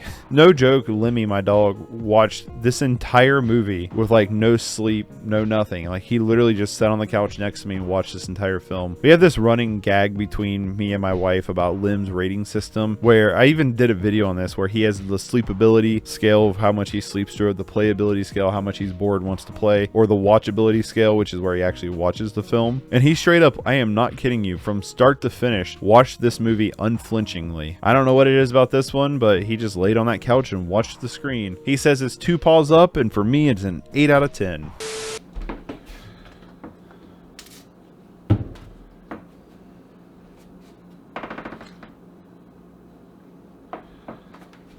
Wow, wow, wow, wow. Wow, wow, wow. Wow, wow, wow. Wow, wow, wow. Wow, wow, wow. Wow, wow, wow, wow. Wow, wow. Bah, bah, bah, bah. Ho, ho, ho, ho. Ho, ho.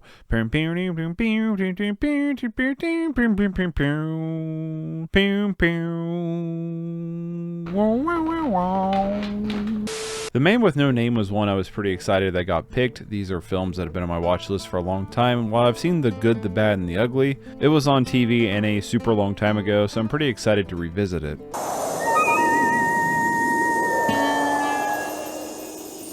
A Fistful of Dollars, or The Return of Yojimbo, is a film starring Clint Eastwood, directed by Sergio Leone, about a lone gunman coming into a town caught up in the mix of two rival families. The gunman wants to play the families to enrich himself, and yeah, it's the exact same story as Akira Kurosawa's Yojimbo from 1961 that I covered in last year's 31 for 31. A film I loved, by the way. The film is actually so close that Kurosawa and his collaborator actually sued the film and won, stating that A Fistful of Dollars made him more money than Yojimbo ever did. I'm actually happy that I found that out going into this film because it didn't allow me to be very distracted by it. Sure, I was constantly thinking, yep, this is Yojimbo, but if I hadn't known that like ahead of time going into this, I probably would have been pretty frustrated by just being able to predict the whole plot and what was going on, just being like, hey, wait a minute, this is just Yojimbo. Like, sure, you can copy my homework, but don't make it too obvious. Replace the samurai with gunslingers and bam, Fistful of Dollars. Honestly, outside of that, I really did enjoy the film. The story of Yojimbo is just inherently a fun one, and while it's a blatant copy, it does do justice in fully developing the characters. The rivalry and Clint Eastwood's screen presence does add a certain amount of charisma to his character. Mix that with Ennio Morricone's amazing score and Leone's directorial style, and the film does kind of become its own thing, even if it has the same skeleton. I love the visualization of the opening credits, the gritty and dirty atmosphere of the West. Everything just feels like it's covered in grime. The way the camera moves, zooms, and its close-ups just adds a healthy dose of flavor to the visual language of the film. However, I absolutely hated the day-to-night scenes in this film. It's clear they're just shooting in the daytime and adding some kind of film that looks more like sunglasses than the actual night. It was really goofy. There's also some moments where the characters are out of focus, but outside of that, I just love the film visually. From here on out, I'm not going to compare the film to Yojimbo at all, but kind of just on its own merit. I will say I like Yojimbo more, but let's move on. Another thing that's noticeable right away is the dubbing. Apparently this film was shot entirely silently and completely dubbed over, and it sounds like it. The dubbing is off, some performances don't match the words spoken, but also the tone of the performance visually as well. A lot of the Foley sound effects feel artificial, which did lead to a couple of distracting moments for me. However, you do kind of get used to it as time goes on, until this little f***er shows up.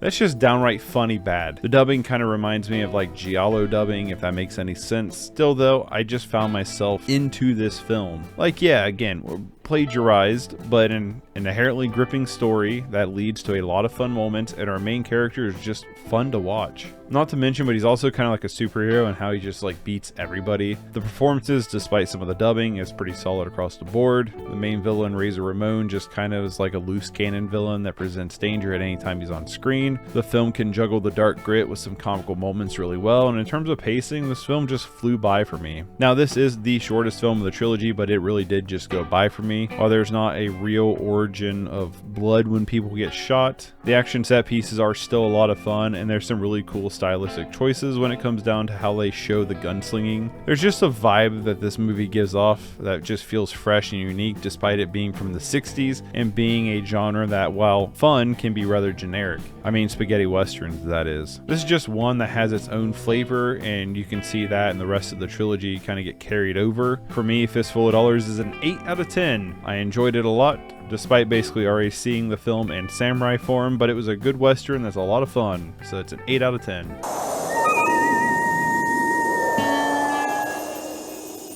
For a Few Dollars More from 1965 is the next film in the Dollars Trilogy, this time following around Clint Eastwood's character named Monaco. Technically, I think all three films, Clint Eastwood's character is a different character, but they all basically are the same character. They even like wear the same clothes, but I do think they're technically different characters. Well, this time he's a bounty hunter trying to catch El Indio when he comes across another bounty hunter played by Lee Van Cleef. I'm not sure if this one is a copy of another film or not, but I really enjoyed this one. Like I said, I think Clint Eastwood's character in these movies are kind of like Mad Max, where it's not really a continuity order line story, but more of a lone hero that's in these different situations. You could argue that it's the same character, but it's kind of tough when, you know, even though the different iterations look the same and act the same and dress the same, but aren't called the same. So I don't know. I personally just take them as different characters, and these are all unrelated stories, but that's just my opinion. Now, with that out of the way though, I really just dug the story here. It is just storytelling at its finest. Indio is a crazy villain that is as smart as he is dangerous. The film holds no punches back on that. Pretty much once he's broken out of prison, you see how ruthless he can be. People fear him, which is why his bounty is so high, and this leads to our main plot where Clint Eastwood's character and Lee Van Cleef's character team up to take him down. The scene where the two first meet up is just honestly a great scene. It's a lot of fun, but also shows the talents of each while also showing in a way the respect they have for each other. The two have great on-screen chemistry together. They butt heads, but they also have like a natural flow and rhythm to them. The characters bouncing off each other can just add humor into the story, a story that's rather darker than the first film, and it's more tonally complex, balancing that shifting through the dark and grit and humor really well. Kind of like the first film, but kind of amplified here. That humor never cheapens the tension though throughout the film. Again, the film has some great opening credits, and once again, Ennio Morricone knocks the score out of the ballpark here. Leone's visual style and directorial style saturates the film as well, bringing all the positives I've said about the first film. That also kind of brings the negatives with it as well. Again, there's some scenes where characters are out of focus, the film is dubbed over again, and pretty much my same complaints kind of apply here as well, except the film doesn't have an atrocious performance like the little boy from A Fistful of Dollars. While all those negatives are still here, the film gains, in my opinion, originality in its story, and the violence that does feel more gruesome and hard-hitting. There's a lot more blood here, and there's a lot more makeup that looks really good. However, what really steals the show is Lee Van Cleef.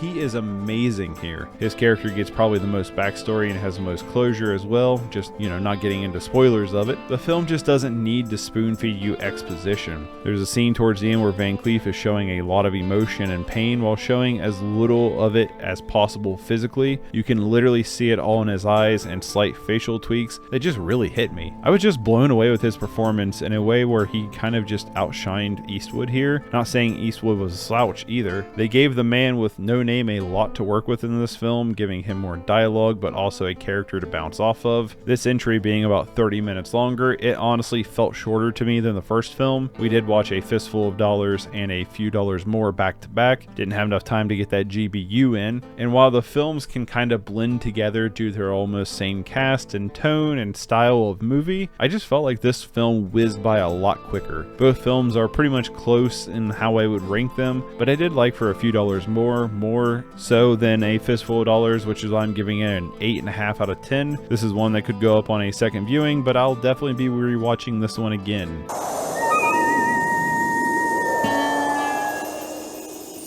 Now on to the final film in Sergio Leone's The Man with No Name trilogy, or Dollars Trilogy, whatever you want to call it, but The Good, The Bad, and The Ugly. This being the only film in the series or trilogy that I was familiar with since I had watched it on TV a while ago. I was pretty sure I watched this one on cable back in the day, but I'm not sure like how much of it was edited out or anything like that. I don't even know if I caught it from the beginning, because the beginning felt kind of like unfamiliar, but there was a lot of scenes that I remembered, and like I said, some that I really didn't. So the film is about the good Blondie, played by Clint Eastwood, the bad Angel Eyes, played by Lee Van Cleef, and Tuco, played by Eli Wallach, who is, the ugly. Blondie and Tuco have a partnership where Tuco has a bounty. Blondie brings him in and saves him before execution. Angel Eyes, on the other hand, is looking for lost or, I don't know, maybe stolen treasure. Well, when Blondie turns on Tuco and Tuco gets back at him, both men find themselves with one half of the secret location of the stolen treasure. Despite wanting to kill each other, they do team up when they cross paths with Angel Eyes. The film has a very slow and patient approach to the story, this being nearly 3 hours long. It gives itself time to let you live with the characters, the main plot not really developing till over an hour into the film's runtime. It gives you time to learn about Tuco, Blondie, and Angel Eyes, so you can almost be in a position to predict their next movement, which is kind of a key focus on how they try to stay one step ahead of each other, while each giving a great performance to back it up. All three leads here are outstanding, but I gotta give props to Eli Wallach, who I think gave the best performance of the entire trilogy. He was great. Now, I do want to talk about something before we continue, and that is the score. This is so far my favorite score from a film I've ever heard. I've listened to the score of this film for years, and I was way more familiar with it than the actual movie. Ennio Morricone really knocked out of the park with this trilogy, but here there's something he does with the good and the bad, the ugly that just sparks so much emotion in its music. Every song fits the scenes regardless of how often they play the same song. Some scenes are greatly enhanced by the score, but the two ending pieces are some of the best synchronized pieces of music and film I've ever seen in history, in my opinion. That being the Ecstasy of Gold into the trio. The way the film is cut to the music, adding to the emotional weight of the scenes, is literally just perfection. It's really one of those things where it's like, this is some of the best that cinema has to offer in terms of just melding together so well with so many different art forms. With that being said though, I do have some issues with the film. Most of the previous issues I had with the trilogy are also present here, from bad dubbing to some noticeable Foley, spiked audio, and some scenes are out of focus, but unlike the other two films, I could definitely feel the runtime here. Now from my understanding, this cut is actually an extended cut that has become the new normal cut, and honestly I would have rather have seen a cut down version, as there are scenes in the film that could have been completely cut out of the film and wouldn't have made any difference to the story whatsoever. The big scene that kind of comes to mind for me is like the Civil War scene. It just didn't add much to the film at all, but there's also moments here and there where I just wish the film was made a little bit tighter. Personally, in that Civil War scene, just felt like it did nothing to add to either Blondie or Tuco's character. It didn't really add very much and to progress their story, and it just felt like it was kind of here for spectacle, and it was the scene that really kind of took me out of the experience and to me really broke up the pacing. One thing that really surprised me though was the humor in the film. There's some genuinely funny moments, and the film can really balance that tone of gritty West and humor really well. Now this isn't like a comedy and there's not like a ton of humor, but when it's here it really works. And the other two films also was able to kind of balance that tone really well, but I found like some of the comedy moments here in this film were much funnier than the previous two films. Something I feel like I should mention is just Clint Eastwood. I've given a lot of credit to other actors and their performances over Eastwood, and while I did find their performances to be outstanding, Clint Eastwood has literally been the rock and foundation of this entire trilogy. He's iconic, and that carries over every film, even if he's kind of the co-star in a way, where his co-stars are just eating up the scenes. Eastwood has been not only consistent in all of his performances, but also consistent with his character despite technically being different characters. It adds to this almost Wild West folklore aspect of these films to help elevate them even more, as if they needed any help in the first place being elevated. I personally love the look of this film despite having some focal issues. There's just so many visually striking scenes, but on top of that you have so many choices in how the camera is framed or how characters are blocked that turns the cinematography into another piece of language for storytelling here. That definitely coming to a pinnacle in the final act of the film. It also says so much without the characters having to say anything at all, and honestly that ending act of the film, in my opinion, it really is just about as good as film gets. It does everything perfectly. All the elements come together in harmony, and it's just amazing. With that being said though, I do look back on the entire trilogy, and I personally think I like For a Few Dollars More a little bit more than The Good and the Bad, the Ugly. There's just so much here though I do love and really like. I just wish it was a bit tighter, and I'm going to give this one an 8.5 out of 10. I am curious to see if I can find like that original like shorter cut to see how that one would work for me, but yeah, I think I'm at an 8.5 out of 10. So yeah, my favorite of this set was For a Few Dollars More with The Good and the Bad, the Ugly, and A Fistful of Dollars rounding it out. This is just such a badass trilogy. All these films I'd highly recommend. This is easily one of my favorite westerns out there. There's just something about A Few Dollars More. I feel like I may have said at some point, I feel like I may have said that title a little bit wrong. For some reason I keep wanting to like mess it up, like For a Few Dollars More or A Few More Dollars, or you know what I mean. I keep like jumbling around the words. Honestly, that film though might go up to a 9 out of 10 on a second watch. It just does everything I want personally from a western, so I'm happy to finally cross these ones off my list. Also, I know I said how good the music is in these films, but I honestly can't stress enough how much I loved those scores. But yeah, alright, bye.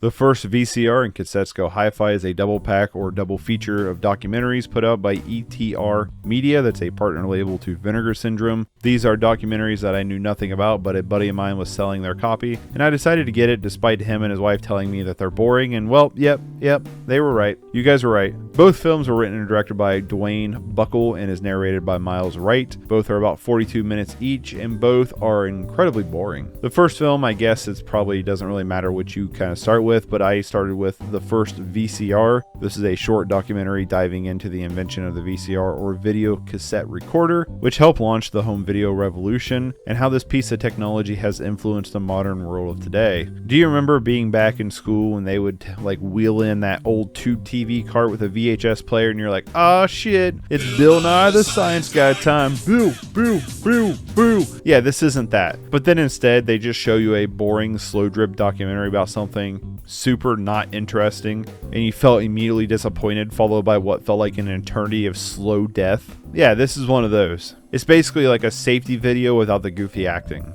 It's very monotone in its delivery, which makes the film drag beyond belief. There's no natural rhythm or cadence to how the information is presented. It's a very sterile documentary, here only to present information that also feels stretched beyond belief. It's like watching a term paper in high school where you need to like fill in the information, so you use slightly adjacent information to get that word count up. That's what this feels like. That's what it feels like is going on here. The narrator does do a decent enough job in both documentaries, but again, it's very procedural in its delivery. Weirdly enough though, I honestly didn't really retain any information either. Like, it's been one day since I've watched this going into writing this, and I couldn't tell you what was presented in the documentary, which I think says a lot. There's also a moment in the film where they play some really misfitting background music, like for some reason it plays some really suspenseful music, which the tone never changed in the documentary, so I don't know why this was here. It's almost like they didn't even listen to the song and just added it to the timeline, which is kind of funny. But yeah, the First VCR gets a 3 out of 10. Cassettes Go Hi-Fi is the companion piece to the First VCR, which might be worth noting that they're both released in 2019. However, I found this one to be even more boring, felt like it repeated more to get that word count up, and even had worse pacing. There's multiple points where it kind of just feels like we're about to hit the conclusion, and then it just starts back up again.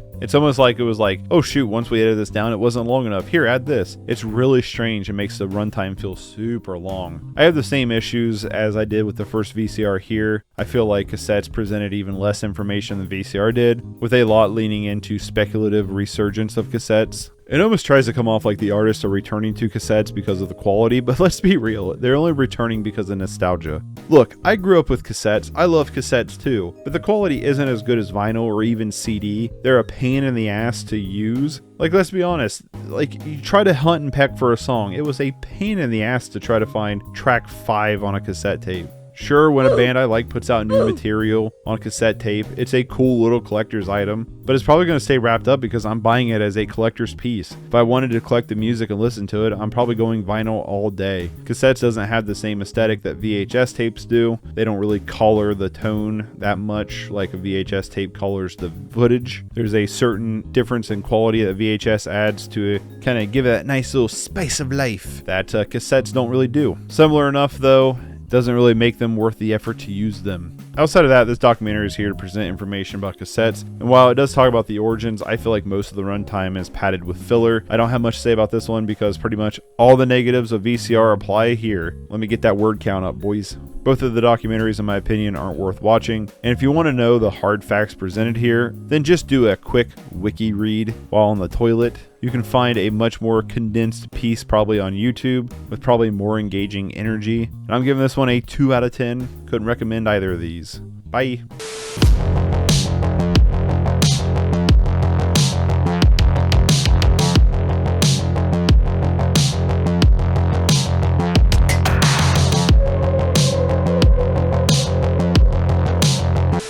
Devilman. Oh, Devilman. This is a movie that I found at Half Price Books, but kind of regretted not buying because it seems like it's kind of a hard one to come by. I know there's a Blu-ray of the film, but I think it's like an online exclusive kind of thing. I don't know what I'm talking about. I didn't do my research. This is all just kind of a gut feeling, but I will tell you what I do know, and that is I know why after a few months had went by at Half Price Books, Devilman was still sitting on a shelf because it's terrible. I've never really watched or read anything like of Devilman besides the Netflix Devilman Crybaby, which I really enjoyed. And while the film follows a lot of the same story beats, this is no Devilman Crybaby. The film is about a teenage boy, Akira Fuda, and his friend Ryo Asuka, when both get infected by a demon.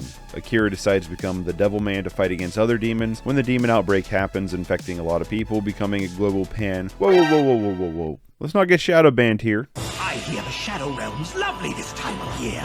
Let's find out if it's true! Honestly, this is a film that borders on the so bad it's good line. Like, the acting is terrible.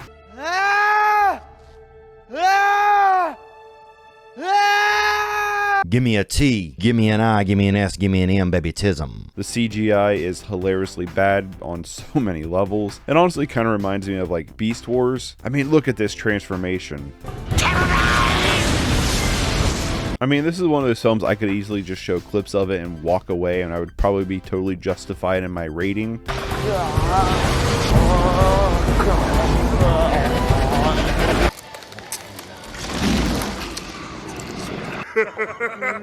Our time has come!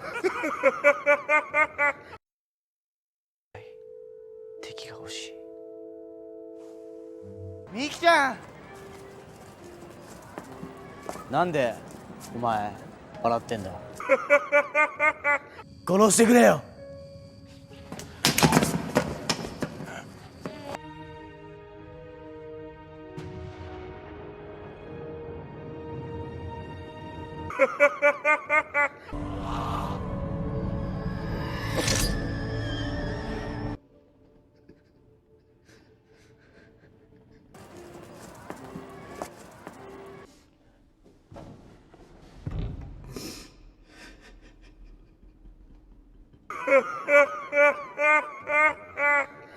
I mean, I could go on and on and on about the bad green screen, goofy dialogue, no emotion despite attempting to insist there is something here. But what happened was the film went from bad to hilarious very quickly. My wife and I just started cracking jokes at it and having an absolute blast for the first part of this movie. I will say the first part because there's a chunk of the film that just meanders so hard. Like, we go from a pretty fast-paced setup to a lot of fun and a lot of laughing at the film, and then boom, we stall out for a prolonged period. That really took a lot of the fun out of the film, kind of sucking it dry. From this point out, it was kind of hard to jump back into laughing at the film because it just became a slog to sit through. It does go back to being funny with a kind of rushed final act, but nothing quite like the beginning of the film. This film is just weird in terms of pacing. It feels like a bunch of cliff notes of a story, kind of like outlines as it just jumps from beat to beat without any natural flow or development, and then we halter as they try to develop the story and the characters, trying to implement and kind of an emotional core that wasn't really earned or honestly that compelling.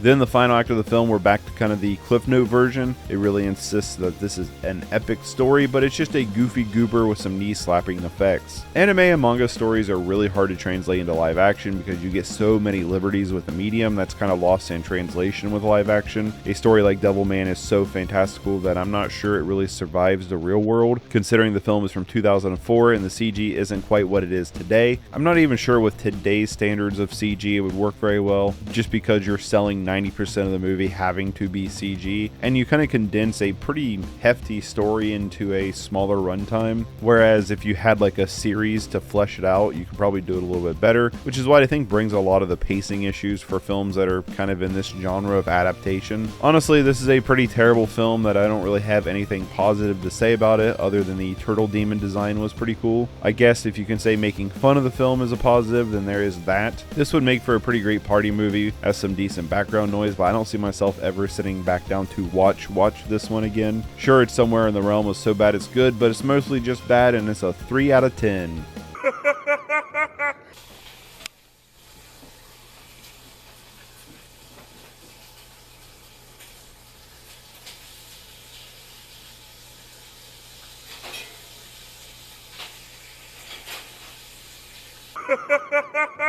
The Outwaters is a found footage film that I heard a lot of critical praise about, which really piqued my interest in the film. While on vacation and at my stop to Grindhouse Video, rest in peace Grindhouse, in Knoxville, I came across the Blu-ray and decided to nab it. When I saw the user review was so low, I kind of got even more excited. It's always interesting when the critics and the audience don't really see eye to eye on a film, which means it's probably going to be a divisive watch. The film is from 2023 and is written and directed by Robbie Banfitch, who also stars in the film as well. It's a found footage film about Robbie and his brother, along with two girls, one hairstylist and the other a singer, going out into the desert to shoot a music video when all the spooping starts happening. First off, this is a found footage film that doesn't lean into the rules of found footage very much. Nothing irritates me more than watching a found footage film that doesn't stick within that ruling. The setup of the film is that it's like video evidence, with each section of the film being a different memory card. So first off, you're telling me that they're basically just changing cards out, or the camera just recorded multiple cards? I know some cameras can record multiple cards, but I'm not sure if the camera they use can. But there's multiple instances of camera cuts with overlapping music that doesn't change, so it's not really feeling diegetic. When you do stuff like this, it's easy to break the immersion of the film. Also, another thing that annoys me is with a genre like this is there's like a lot of the time where I go, there's no reason to be filming this scene other than that fact that it's a film, and that's like 99% of this movie. Why in the back end of the film is the person recording on and off? Also, they like consistently changing batteries. Like, I know this is being nitpicky, but when you decide to make a found footage film and you're not working within those parameters, it really does break the immersion, which is probably the worst thing you can do when you're making a found footage horror movie, because it completely undermines the tension and believability completely.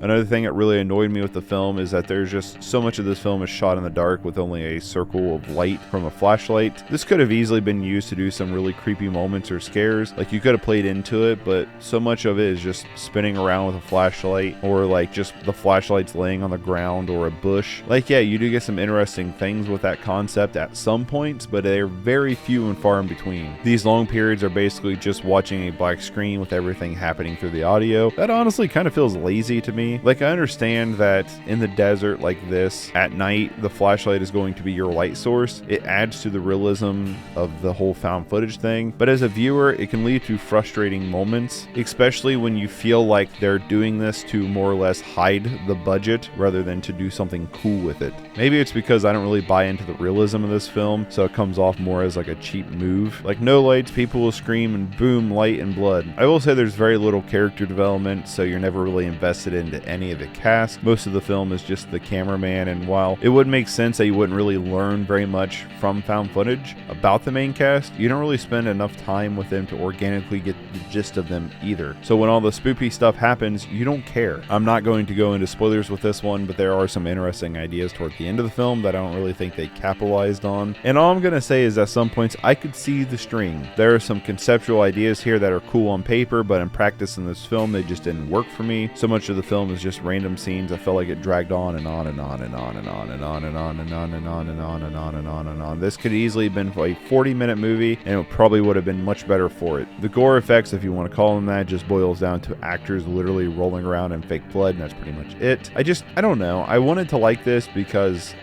I don't know.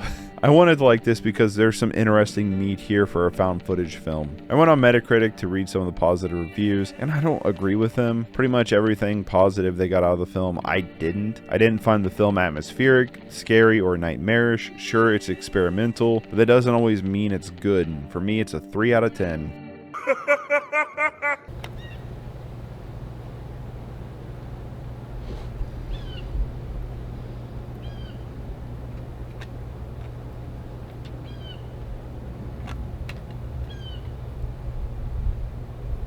The Daimajin Trilogy has always been a trilogy that's been on my watch list for a little while, or mainly just, Daimajin 1. I love kaiju movies, and mix that with a samurai movie, and I'm down for whatever. Now, all three of these films were made back to back to back as kind of one movie, and then kind of broken up into 3 films, all clocking in at under 90 minutes, so let's just power through another trilogy set.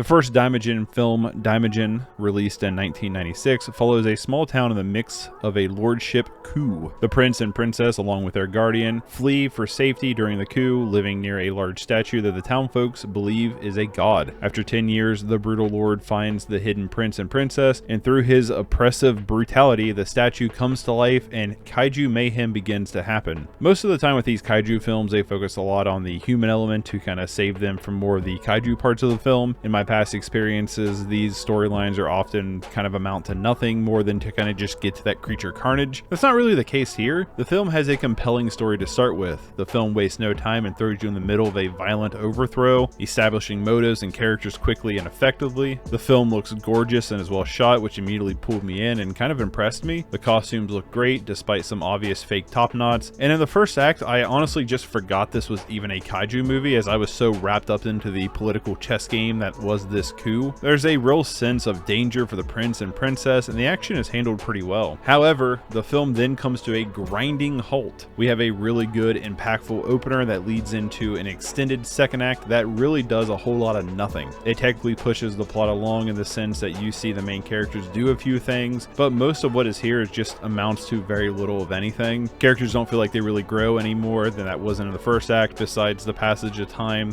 where they obviously grow up. There is a passage of time that feels kind of unbelievable if it wasn't blatantly telling you that. The level of hardship or the iron fist reign of the new lord doesn't really feel like it's taken much of a toll because nothing in the middle of this act is really explored or expanded upon in that sense of how the lord is controlling these people. Honestly, the plot kind of boils down into one of those films that you could honestly just watch the first act, leave for the second half, come back for the climax, and you know exactly what's happening. It's been a while since I've seen a film start off this strong and then just lose all momentum and steam as it continued on. The last act, of course, is the kaiju part, but honestly, it feels like there's no weight here. It feels like oh yeah, duh, we're a kaiju movie. I totally forgot. Well, yeah, let's get that going now. While the kaiju does look cool and there's some honestly really impressive green screen considering the time of this film, it just doesn't amount to anything because the film dropped the ball on getting us here. The monster just helps wrap up the movie very quickly without giving us a very satisfying ending. Yes, the monster is wrecking stuff and it's cool, but it's meaningless because I'm not invested at all in the story anymore because the film gave me so little to cling on to in the middle. And like, I know what's going to happen once the statue comes to life because it's clearly here to just clean up the mess of the narrative, but it just left me feeling kind of frustrated with the story. You had me really hooked, but you let me go, to use fishing terms. I don't know, 5 out of 10. 5 out of 10, good opener, lost its momentum.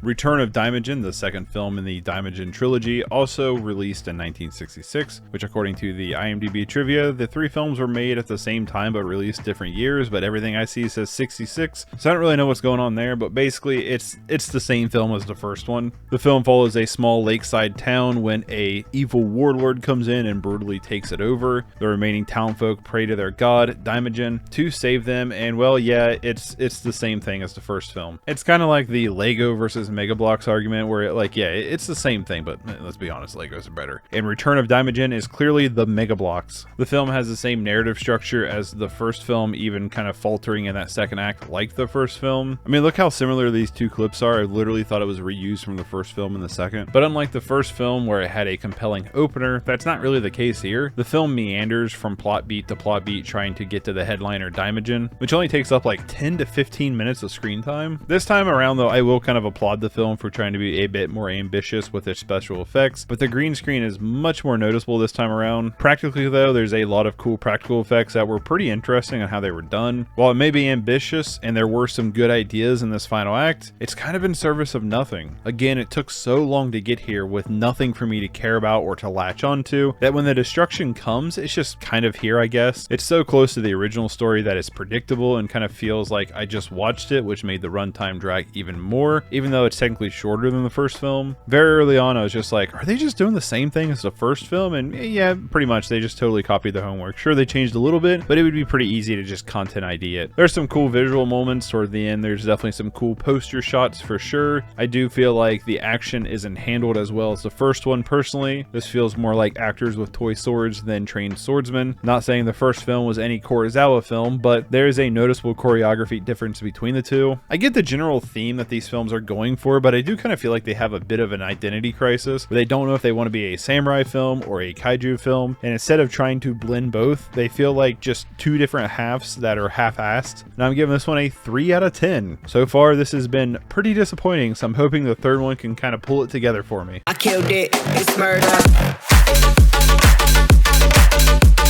Finally, the last Daimajin film in the set, Wrath of Daimajin, released in 1966, follows a small village when a warlord enslaves their loggers, closing in on the village. Children from the village try to sneak out and help their captive fathers free. Then wham bam, thank you Stone God of Japan, the Daimajin shows up to enact revenge on those who do wrong to his worshippers. While there's a lot of similarities in the overall story, they do kind of do enough here to differentiate them from the other two, to make it not just feel like Groundhog's Day over and over. The film this time actually opens with Daimajin, and I'm like, oh hell yeah, let's go boy! Then it's gone until the end. I think the thing that bothers me with all three of these films is that the main stories feel like a different movie, and then the kaiju scenes are just kind of stapled onto it. Sure, the Daimajin statue is shown throughout the film or the trilogy, it's referenced a lot, but it does kind of feel like it's only here to show up to kick ass and close the story out without having like a really satisfying resolution. I guess that's just kind of the satisfying part, is watching the monster kill all the bad people, but when the overarching plot doesn't really do much to solidify their villains, this film also suffering from the same story structure problems that I had with the other two films, where it's just too long of a lull before the narrative picks back up. It can kind of just leave like a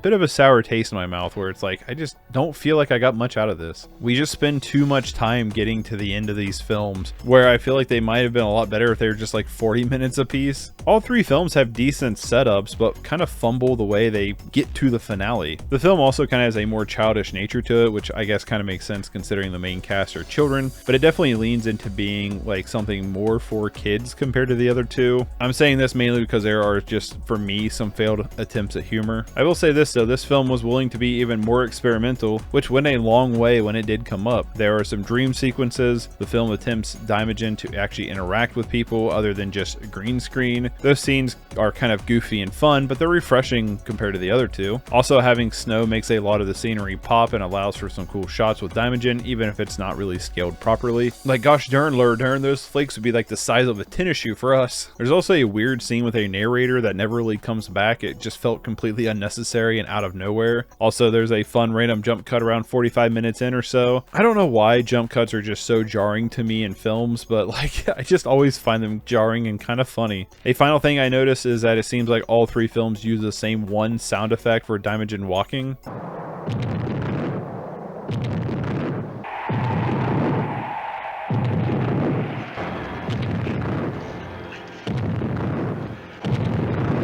Still, at the end though, I just don't have a lot to say about this one. It's a 4 out of 10. I enjoyed it more than Return, but I honestly just am really disappointed with this entire trilogy. I was hoping for something more interesting and fun. I love kaiju movies. I love samurai movies. They're two genres that I just am always down for. And you would think melding the two together, it would be a match made in celluloid heaven, but here we are. I can finally cross them off my list, and now I don't feel too bad about not getting the Arrow video box set of the trilogy, so cool.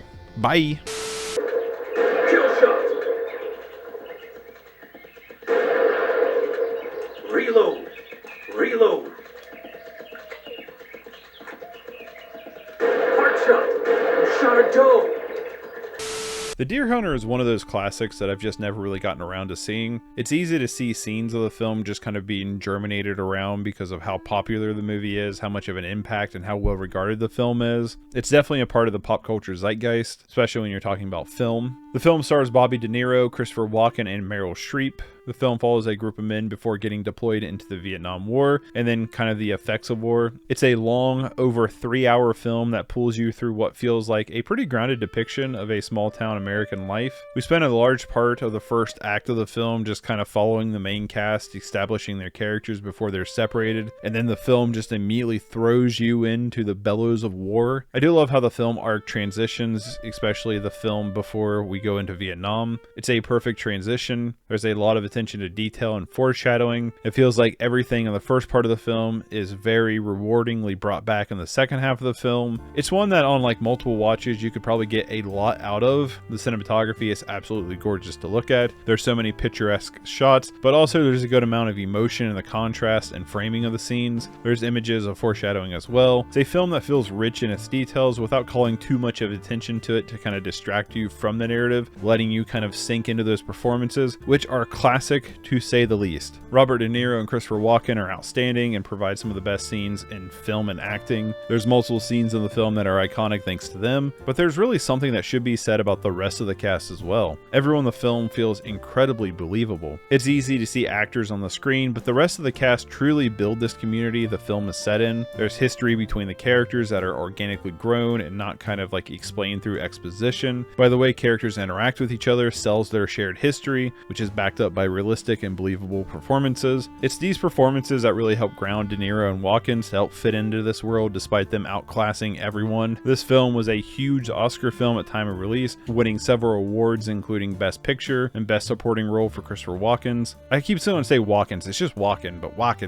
I also understand that there's some controversy about this film and how it portrayed the Vietnam War. I haven't really dug much into this, so I'm not really going to talk about that, but I feel like it's kind of worth mentioning that at the time of release there was some major backlash against the film. To me, this film is kind of about the misconception of war and how damaging it can be. You have a moment at the beginning of the film where everyone is so cheerful and kind of joking around about going to war, but then bam, you're cut right into the mix of it, immediately shattering the facade. From there, it's kind of an uphill fight to maintain your humanity and how to struggle keeping that when you want to get back to society. You get a nice range of PTSD through the characters, from some seemingly alright to literally a husk of your former self. The film is willing to explore these different avenues. That need to feel something to chase that adrenaline comes to a powerful scene towards the end. However, while I can literally see the emotions on screen, I can feel the intended motion, I just didn't actually feel it. This film is a little over 3 hours long, and to be honest, I felt the entire runtime. Sure, there's a lot of great stuff in here, and the film takes its time to develop everything it wants to present. It has a very slow cinema type of pacing in a way, which is something I normally love, but here I just kind of wish it would move along a little bit more. There's almost a 40-minute party scene that kind of just took me out of the experience, and honestly, I kind of had a hard time getting back in. The film does a lot of things that I love, and then we kind of spend time exploring something that I personally just didn't find that interesting. We spent a lot of time developing these characters, and I honestly didn't get very emotionally attached to them. They're good characters, but when it kind of comes to the overall emotional core of the film, it just didn't click with me, and because of that, I could really feel the runtime, which made me kind of feel beat down even more by the time you get to that climactic climax, where, yeah, I know what the intended motion here is, but I just couldn't feel it. It's a reaction like this that definitely makes me kind of want to rewatch the film at some point, because I could have just not been in the mood for it. This is a very heavy movie with a lot of messages, a lot of themes that, you know, maybe if you're just not in the right headspace for it, it just might not land for you. It's a prime example I believe you should watch movies twice, kind of give them a second chance, especially if you feel like you're missing something or you just can't put a good pin on why it didn't click with you. Like for me, I honestly don't really have a solid answer why this film just didn't click with me on an emotional level. I just know that it didn't. I wasn't bored, I didn't hate my experience that I was having. The film is doing a lot of things I really enjoy, but in the end, I didn't really get that much into the film. I just didn't connect with the characters. I didn't buy the emotion that it was trying to sell, and I don't know if that's the film's fault or if that's just my fault. There are certain movies that I do think that you're not going to click with if you're not coming into the movie kind of with like the right mentality in a way, if that makes any sense. And I feel like The Deer Hunter might have been not the right time for me to watch it, if that makes any sense. I think it might be part two, watching all these movies, trying to get through them all, this whole list, and then on top of that, I've been just kind of in the mood for something different, I guess, you know, kind of going into this. So I'm definitely more than willing to give this another watch. I mean, it is a 3-hour runtime, which is an investment to give it a rewatch, but one day I'm definitely going to rewatch this one, see if it kind of clicks with me a little bit more than what it did the first time watching it. But for now, I'm giving this one a 7 out of 10. It could definitely go up on a second watch. It could go down, I don't know, but I think I'm going to give it a 7 out of 10. There's definitely scenes in this film that will stick with me for a long time, and there is enough here to not only make me want to rewatch it because I still think it's a 7 out of 10 movie, you know what I mean, but also because I do feel like I just might have not been in the right headspace for this one. So I'm definitely going to give this one another rewatch at some point, but currently it's a 7 out of 10.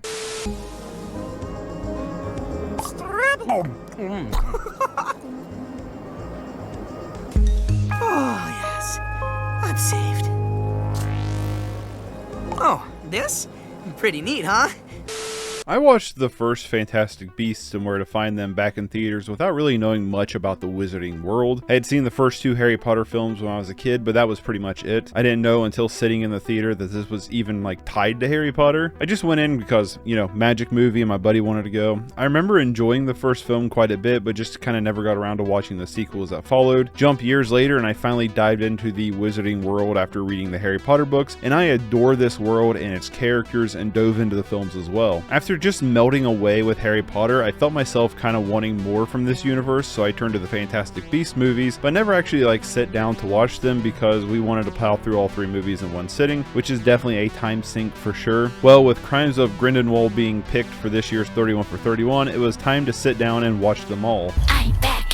Boo. The first film follows Newt Scamander, a wizard who writes about the magical beast, or fantastic beast, if you will, which leads him to New York, bumping into Jacob, a baker, looking for a loan, which causes some of Newt's beasts to get loose from his briefcase, causing a panic that leads the American wizard police to track down Newt and Jacob, which is led by Tina, who all finds themselves against something more sinister. Now, I'm going to say it right now, but there are some spoilers that are going to be in this review and for the other reviews. Like I said, I think if I just cover trilogies, like I have to give somewhat of spoilers because I have to talk about the sequels. With that being said, I was kind of surprised on how little this film actually stuck with me over the years. I pretty much only remembered a few things, so honestly, like, it did feel like rewatching it. I felt like I was watching it for the first time. I have to say that Eddie Redmayne is an actor that is really all over the place for me. Some performances I think he's great and others can be completely terrible. And I think personally here, this is one of his weaker performances. There's just something that he does with his face and mannerisms that come off as kind of disingenuous and more or less just playing a character. Like, I just felt like he was playing a character the whole time, not that this character actually existed in this world. This is something that happens in the rest of the movies as well with his character. The characters around him help bring him into existence a little better, but on his own, it's just an actor trying hard. Speaking of bad performances, Ezra Miller is in this movie, and they suck as well. Miller, honestly, in my opinion, might be one of the worst actors that were pretty prevalent during this time. I guess they still kind of are, but maybe for other reasons. It's like someone who's tone deaf trying to sing Dolly Parton. Outside of these two, the rest of the performances are decent. I love Dan Fogler. I think he's pretty underrated as an actor, but Colin Farrell might be the best performance. There's a moment at the end of the film where the big reveal is happening, and Farrell just does an amazing job moving into that reveal, starting to move, talk, and have similar mannerisms to Johnny Depp, but subtly. It's honestly one of the best parts about the movie. Another thing I thought was pretty good that after all these years was the CG. Like, most of the CG still looks pretty good today. Not everything does, but a lot of it does. This is a film that leans into the fantastical side where we kind of spend quite a bit of time with Newt and Jacob finding these interesting animals. We are spending time doing this and learning about them is where the film really gets its stride. Outside of that, we have a second plot about the understirring of evil in the backdrop of Grindelwald. It's not bad to have, but it does kind of feel like it subtracts from the plot in a way that feels like two different movies that intersect at the end. The film almost has the tone of these animals are bad, and if we learn about them, they could be helpful and need protected, to wizards versus human war. There's a moment where the film tries to tie it all together, but it really does kind of feel like it misses the mark. There's some interesting things through between the cult against wizards, how the ministry is trying to find the destructive force and blaming Newt with the backdrop of Grindelwald and his followers taking over. It's a good crutch to add some suspension for Newt and the group to get out of, but with it slowly taking over as the main focus and the focus of the sequels, I do think it kind of loses its charm and originality that this film originally started with and had going for it. One last thing is the music in this entire series is very generic. The music in the original Potter movies at this point is pretty iconic, and all the best pieces of music in this trilogy is from the original Potter films and just kind of reworked. The original score that was made for these movies is pretty bland. Overall, this wasn't a bad revisit, but I can kind of understand now why this didn't stick with me for very long afterwards. It's a fun adventure. It works as a supplemental Wizard World content, but as the series goes, we'll see how trying to make it a complete canon as a prequel will be its downfall. Ooh, dramatic. 5 out of 10.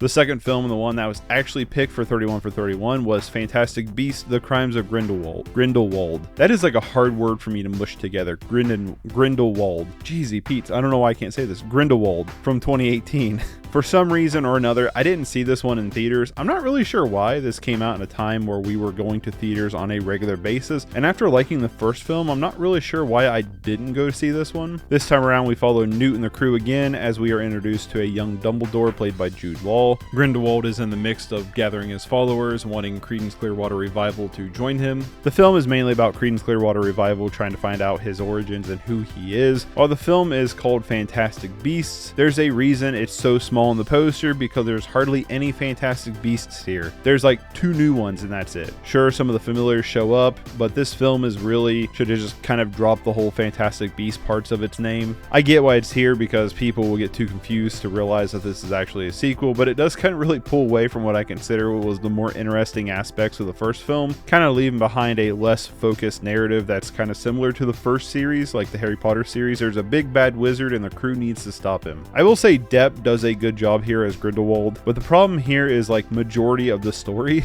we are introduced to characters only for them to be an emotional crux of the film without having proper development to be attached to them. The entire series has this feeling of insistence rather than proper development. It insists that you feel this way. It insists there's history. It insists importance without showing or doing anything to justify that insistence. It's just saying this without backing it up. There's a whole plot with Credence's backstory that kind of derails to be Letta Lestrange's backstory that literally leads nowhere and doesn't really impact anything. The film wastes so much time on this, but doesn't develop it properly. It just wastes time on insisting. If you want this backstory on Letta to be important, or is it Lita? I can't remember now. I can't remember if it's Letta or Lita. But anyway, let's spend time with Letta's history.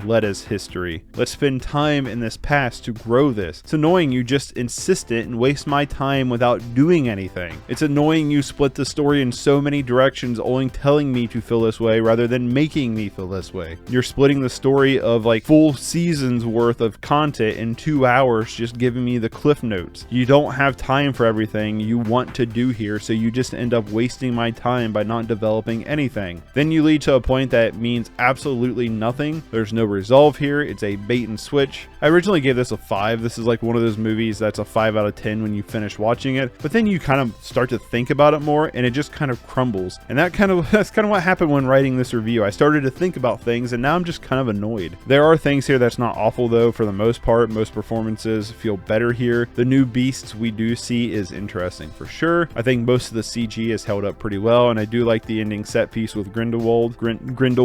The film has a lot of issues, but even though thinking back at it, I wasn't really necessarily bored with it. It's very forgettable and feels like this is like one of those like straight to video sequels rather than being a full-fledged sequel despite its budget, but it's a 4 out of 10. It's a 4 out of 10. Say you're sorry.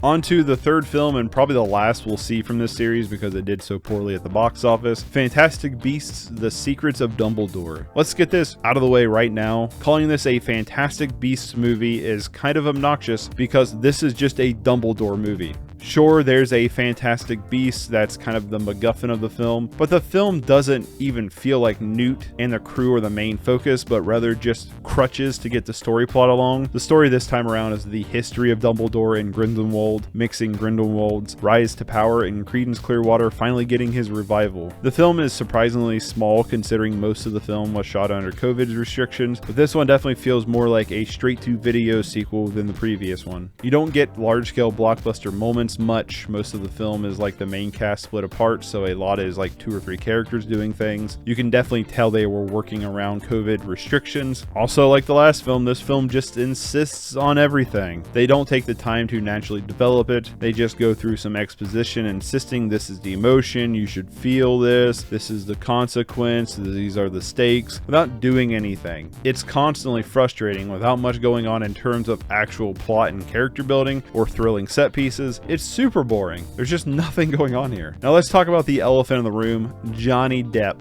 Depp was kicked from the film for pretty much stepping on a bee and replaced with Mads Mikkelsen.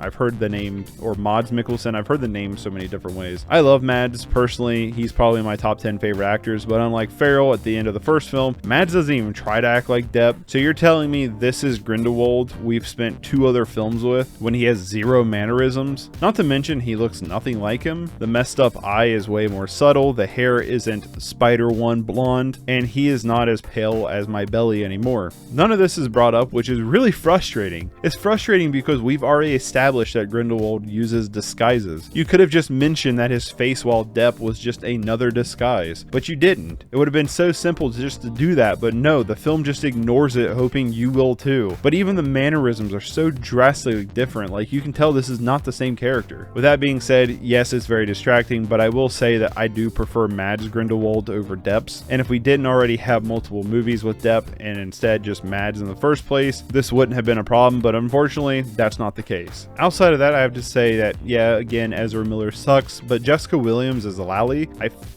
hated. This weird Atlantean accent that she was doing is just like dog bad. Every time she opened her mouth, I just wanted her to shut up. Her character adds literally nothing to the group. If anything, it's just a distraction from the group. You already have a solid core, but apparently Tina couldn't be in this movie, so we get Lally instead, which just to me is basically Jar Jar Binks or Ben. Outside of Tina and Depp, the rest of the cast returns, and they're pretty consistent with their performances from previous films. There's honestly not a lot I enjoyed here. The CG is decent for the most part, and I do like the fact that unlike the second film, if there isn't a fourth installment, this does act as a ending for the trilogy. Sure, there's some loose ends, but nothing too crazy. There is another elephant in the room though, and that is the fact that they made Dumbledore and Grindelwald lovers, but it's also just an insistence rather than showing you that they actually care for each other or had history. If you told me these two had just met at the beginning of this film, I would have believed you, because there is no chemistry between the two. My wife says it kind of just feels like J.K. Rowling or a WB exec kind of just did this to kind of off balance some of Rowling's statements toward that community, and honestly it really does kind of come off as superficial like that. Also, Queenie's whole arc is just completely undermined, because even with this film nothing has really changed, so their relationship struggle of a muggle being with a wizard would still stand, but they kind of play it off like everything's okay when nothing at all has changed from the first film. It's sloppy, feels pointless to a grand scheme of the series, and feels like a forgettable direct-to-video sequel that worst of all was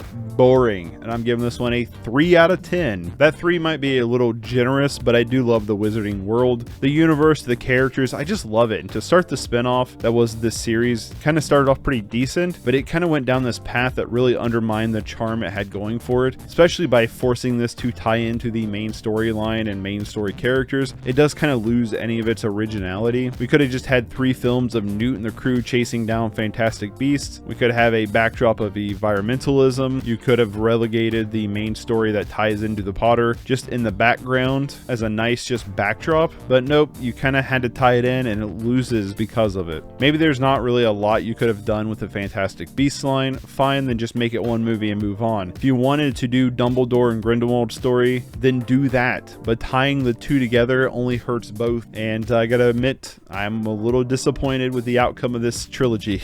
Bye.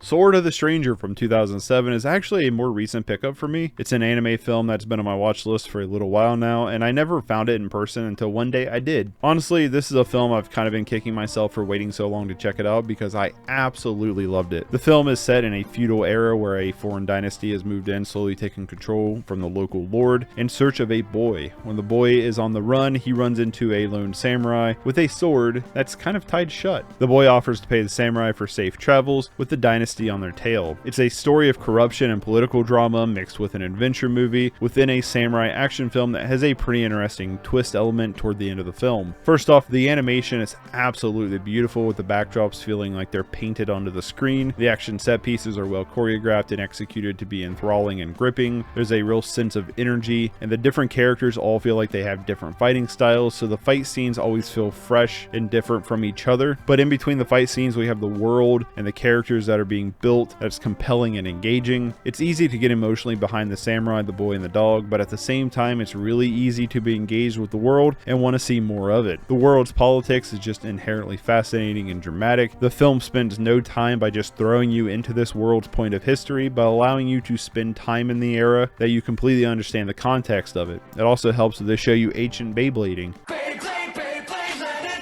to kind of help cement the world. There's so many moments that just feel epic in scope, but even smaller scenes like samurai just coming across the other warriors are drenched in tension and suspense. It's a world that you're not quite sure who to trust and kind of makes you question everybody's true motives. Funny enough, the main samurai has a very man with no name vibe to him. I can't remember, but I don't even think they named him in the movie. He's emotionally here, but he's also a vehicle in a way. The pacing in the film is just lightning fast, and while the ending could come across as a little too much with no spoilers, I personally think it really balances the fantastical to kind of work within the world of the film and kind of stays grounded within its own parameters. And I gotta admit, but the ending of the film is just epic to say the least. It's very satisfying to watch, it's gripping and intense, but it just feels like a great way to cap off the story. There's several moving storylines in the film, and my only real issue with the film comes across from one of these storylines where it kind of feels like it didn't quite have a great inclusion with this story. The character's just kind of there to serve a plot line, but the way they present a couple of the elements in the story, I think they wanted to tie it in and didn't, which kind of felt like it left some loose ends. It's not enough to take away from the main story or other subplots, but it was definitely something that did feel a bit underutilized. Something else that I really enjoyed is the fact that the film is bloody and gory, but in a grounded way, which makes the fight scenes more intense because there feels like there's more consequence to its action. It's not this crazy gore fest kind of thing, but gory in a mature way that kind of makes the scenes feel way more brutal. There's a good couple of "oh geez Rick" moments, but it's also kind of not the focus of the film either. Honestly, I just really love this one. It was like within the first 20 minutes I was texting my friends being like, yo, you gotta go check this out. It pulled me in immediately and never let me go. I really loved it, and I hope you do too if you check it out, but for me it's a 9 out of 10, dog. I will be watching this one again, and side note, this would make for an amazing double feature with a film called Ninja Scroll. Like do Sword of the Stranger first and then close with Ninja Scroll. That'd be sick. Bye!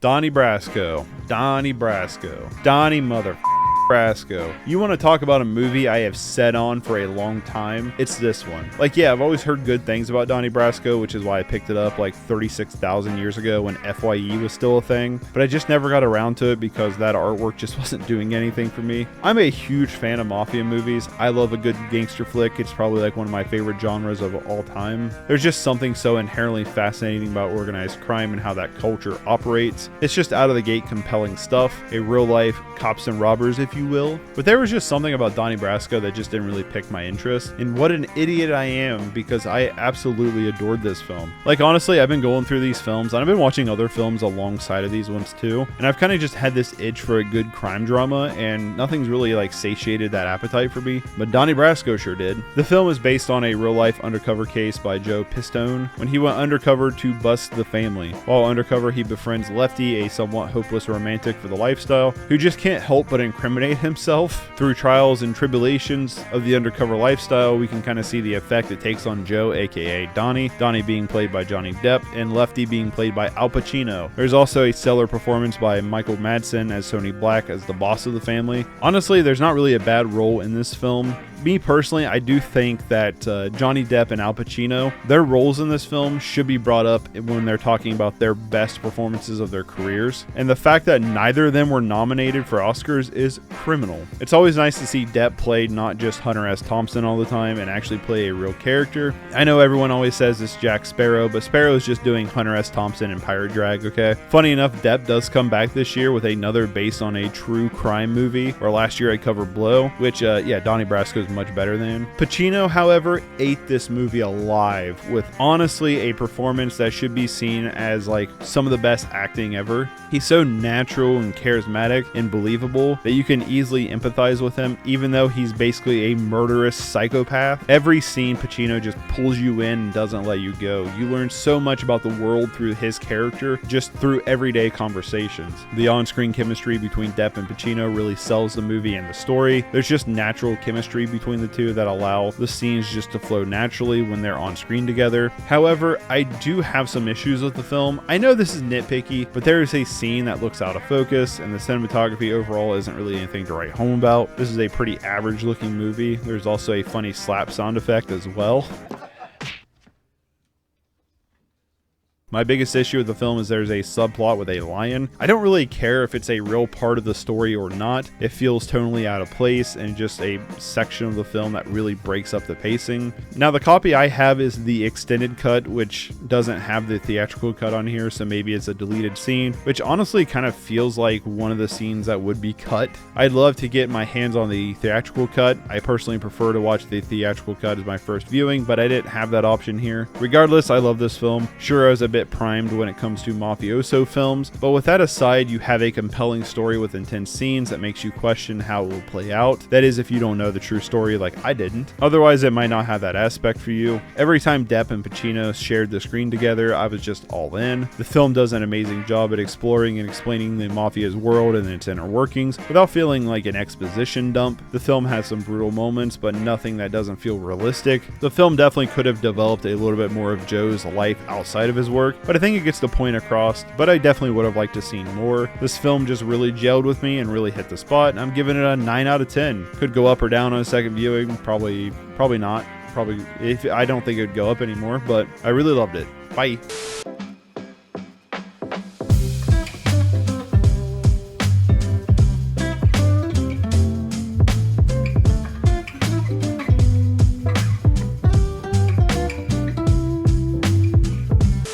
Moving on to the last trilogy of this year's 31 for 31. I swear every trilogy that could have been picked got picked this year. Rurouni Kenshin is an anime that I'm familiar with. It was one that I watched as a kid, but I didn't cling on to like I did DBZ or Full Metal Alchemist, but I did like it. It's one that I've never really cared to revisit that much as an adult, so I'm not going into these films at all comparing it to like the anime, and I haven't read any of the manga. So we'll kind of take this a little bit as like a fresh lens in a way. But finally, here we are with the Funimation Rurouni Kenshin live action trilogy.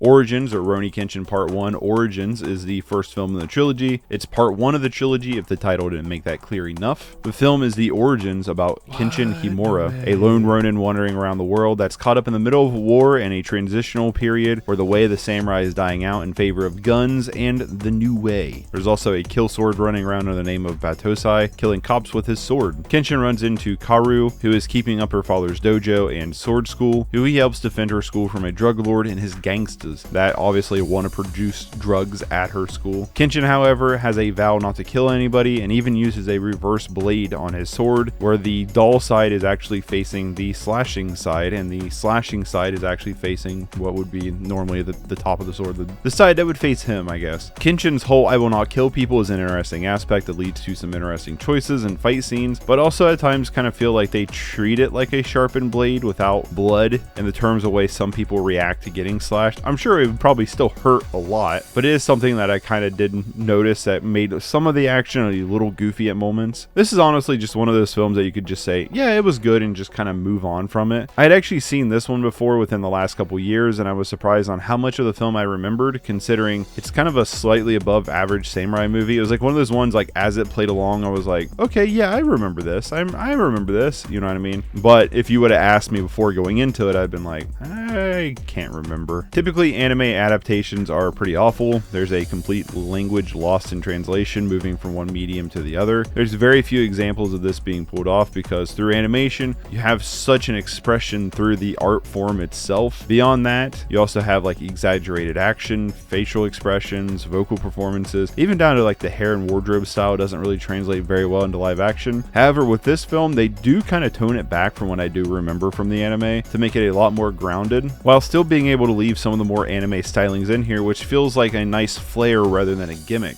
The film is pretty well shot, costumes look good, and the action choreography is pretty fun, which led to some engaging set pieces despite some really noticeable CG elements. The film isn't afraid to be bloody, even if it is, again, CG blood. There feels like there's some weight to the action. Even when the film is playing off to be a little goofy, there's a sense of vulnerability to its characters that's kind of here in the mix. The main cast are easy characters to get behind. They're not overly complex, but they fit to serve the narrative while also being relatable. One thing I couldn't stand though was the music. I personally thought it was awful and felt very garage bandy, if that makes any sense. But there's moments where the score just felt like it completely undermines the tension of the scene that it's in, where it also has like this quirky sound to it that would be played up for more like a cartoon villain. And yes, the villain is very cartoonish here, but not only is like this song or the villain's theme in a way played a bunch, but it also felt like it just had to be played every time the villain was on the screen, which led to moments where it really cut through the tension in a bad way. Also, most of the dialogue is just exposition dumps, which can be frustrating at points. Still, overall though, this isn't a bad film or adaptation, from the sense that I don't really remember much about the anime, but more on the sense that it's not Dragon Ball Evolution. You can tell the filmmakers wanted to make a good Kenshin movie, and while it definitely has some dull edges, it's pretty solid overall, and I'm giving this one a 6 out of 10.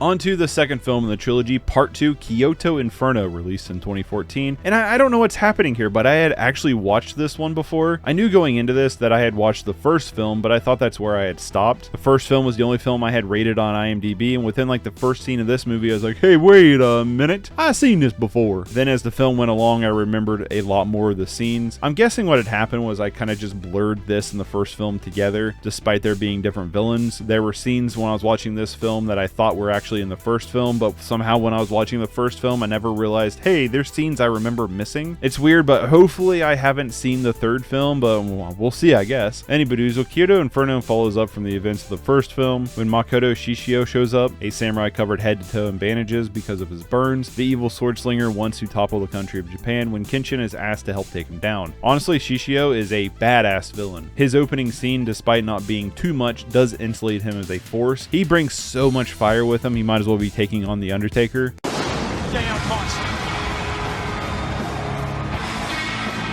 There's some really cool visuals throughout the movie, but especially that ending set piece where everything is burning, it just looks sick and epic. The action is pretty well handled. Again, the film does lean into CG, you know, CG blood, CG fire and everything, but it does look decent. It's better CG than the first film. One thing I really noticed in this film was how much better the makeup was. The makeup along with the wardrobe is just really well done here. My biggest complaint is the film doesn't really stand on its own. It really does have that middle film syndrome. The story of the film doesn't really have a conclusion, but is left open to clearly need a third film to close it out, which kind of left the experience feeling somewhat empty at the end. There's also a definite lull in the middle when Kenshin goes to get his new sword that I personally felt like took away from the main plot line. There's moments where the film tries to be a big blockbuster feeling kind of movie in sections, but for the most part it's like way too small scale to sell that, so it feels a little bit scaly inconsistent. There's also this blonde haired character that I really hated the performance of. Like, yeah, I know this is based off of manga and anime, but nobody else here is really playing into it that cartoonishly. Like, yeah, the first film has some goofy characters, but this person's performance is like Tommy Wiseau level. Oh, hi, Mark.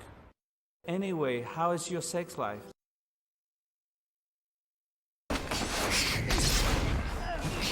I just couldn't wait for his character to be off screen. Outside of that, a lot of the humor in this film just landed short for me. I'm just not into that quippy kind of superhero Marvel kind of humor. I just don't find it funny or natural. While we did get to explore the new villain that I really enjoyed, we didn't really get much of anything with Kenshin himself in this film. Kenshin is more or less just here to save the day. The last film, we kind of learned about his identity, we learned his ways, we saw him struggle at certain moments with maintaining his path, and the only thing this film really does with Kenshin is just kind of hit on some of the same beats as the last film and not really explore anything new, which honestly made his character really forgettable despite being the title character. I know I had some negative things to say about this one, but while I found the first film to be fun, slightly above average, but somewhat forgettable, I found this one to be a lot more fun with a much more compelling villain and some really cool scenes. Despite me mixing up the first film and this film in memory, I definitely give this one like a 6.5 out of 10. It's probably closer to a 6 than a 7 in total, but a 6.5 out of 10. Hopefully the third film will be new to me.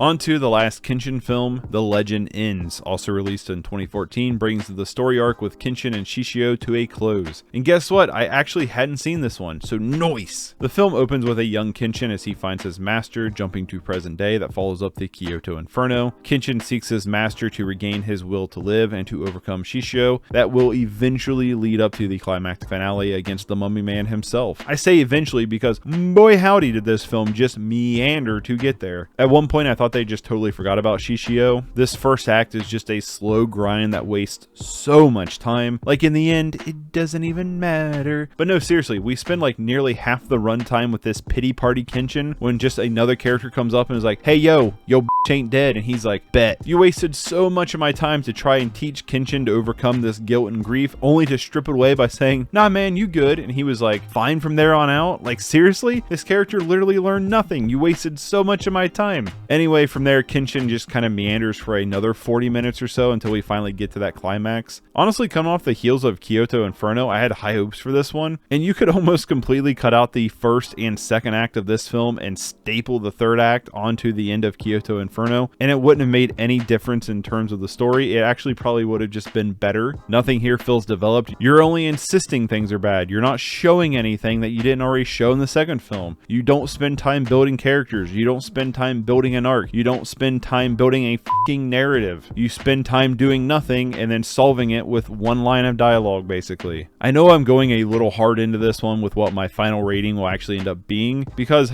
honestly, heading into the third act, this was like a flat 2 out of 10 for me. I just did not care about this film. I was bored. I was kind of frustrated with where the narrative was going, but then we get to that third act of the film. It saved the entire movie. The third act in this film is probably the best thing in the entire trilogy. First off, the action's handled pretty well like the other two films, but the fight scene with Shishio at the end is so cool. Shishio feels like a monster of a man, a true threat that feels almost impossible to overcome. The man is throwing around more bodies than Brock Lesnar at the Royal Rumble. Mix out the stuff he uses for like the fire attack things, and it just looks awesome. I know it's CG fire, but it's a good effect that's pretty well done. Shishio is just a great villain that unfortunately didn't get the screen time he deserved to build him even more in this movie. The film barbacks too much off of Kyoto Inferno rather than using the extra time here to do something new and exciting. It was great to see the entire cast basically trying to bring down Shishiro, and honestly, you're not sure if they're going to do it. It's inherently compelling action that really sucked me into it, finally letting me get something out of this runtime. I understand the film was trying to build Kenshin as a broken warrior, but comes off more as a pity party with a resolution coming in the form of just news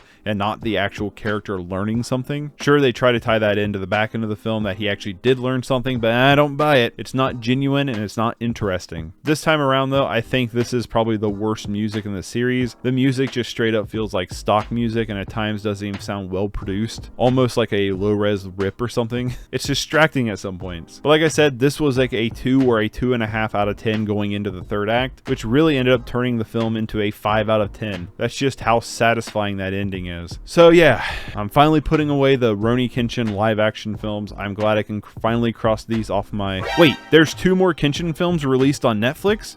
Well, it's a good thing this series is only about the films I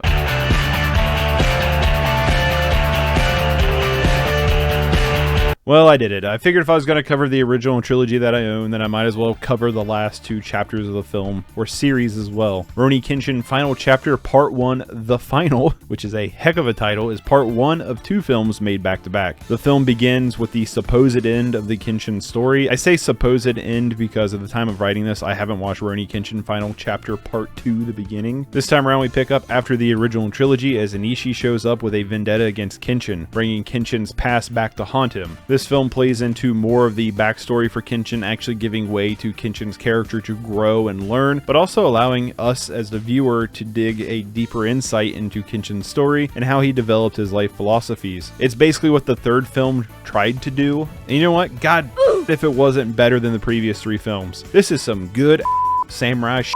And it's not even on Blu-ray. You probably don't need to watch the other 3 films to follow this film's story, but it does kind of have like this weird payoff feeling for watching the other films. It takes all the positives and brings them here, even improving on them, and takes most of the negatives and tries to correct them. First off, the action is a lot harder hitting here. The violence feels bloodier and gorier. Action just feels more gruesome. The makeup and the effects are pretty great. The wardrobe and some of the character designs look solid, but there are some downright beautiful shots in this film that just look great to the best of Netflix's bitrate's chagrin. But what I was really lacking from the past films were the characters. Most of the supporting cast from the previous films are here as well, but are more just supporting and don't have a lot of focus. We spend a lot more time with Kenshin and the villain Inishi. Kenshin and Inishi have a strong history together, which made for a more emotional and compelling plot to help bolster the action. In one movie, we develop Kenshin more than 3 movies combined, giving him more personality and deeper dimensions. We not only learn about his past, but his scars, leading way to understanding his motivations of the last 3 films. And it does kind of feel like it corrects a little bit from the first film because you see him get one of his scars in the first film, so I feel like it kind of like sidesteps that to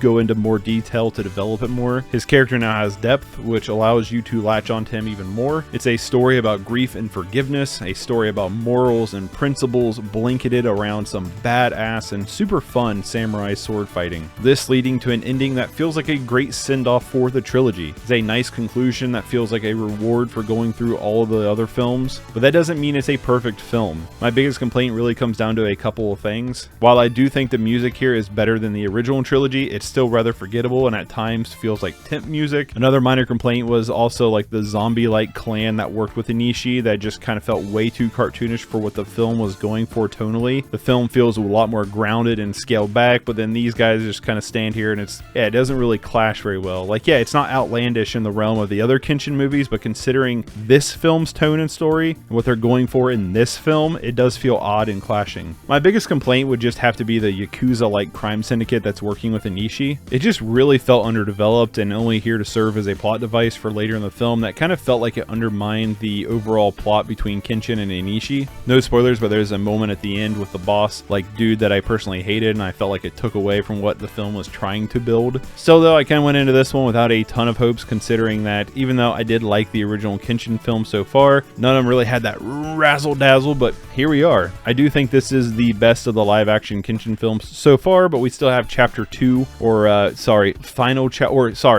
Kenshin Final Chapter Part 2, The Beginning, but I'm going to give Rurouni Kenshin Final Chapter Part 1, The Final, a 7 out of 10.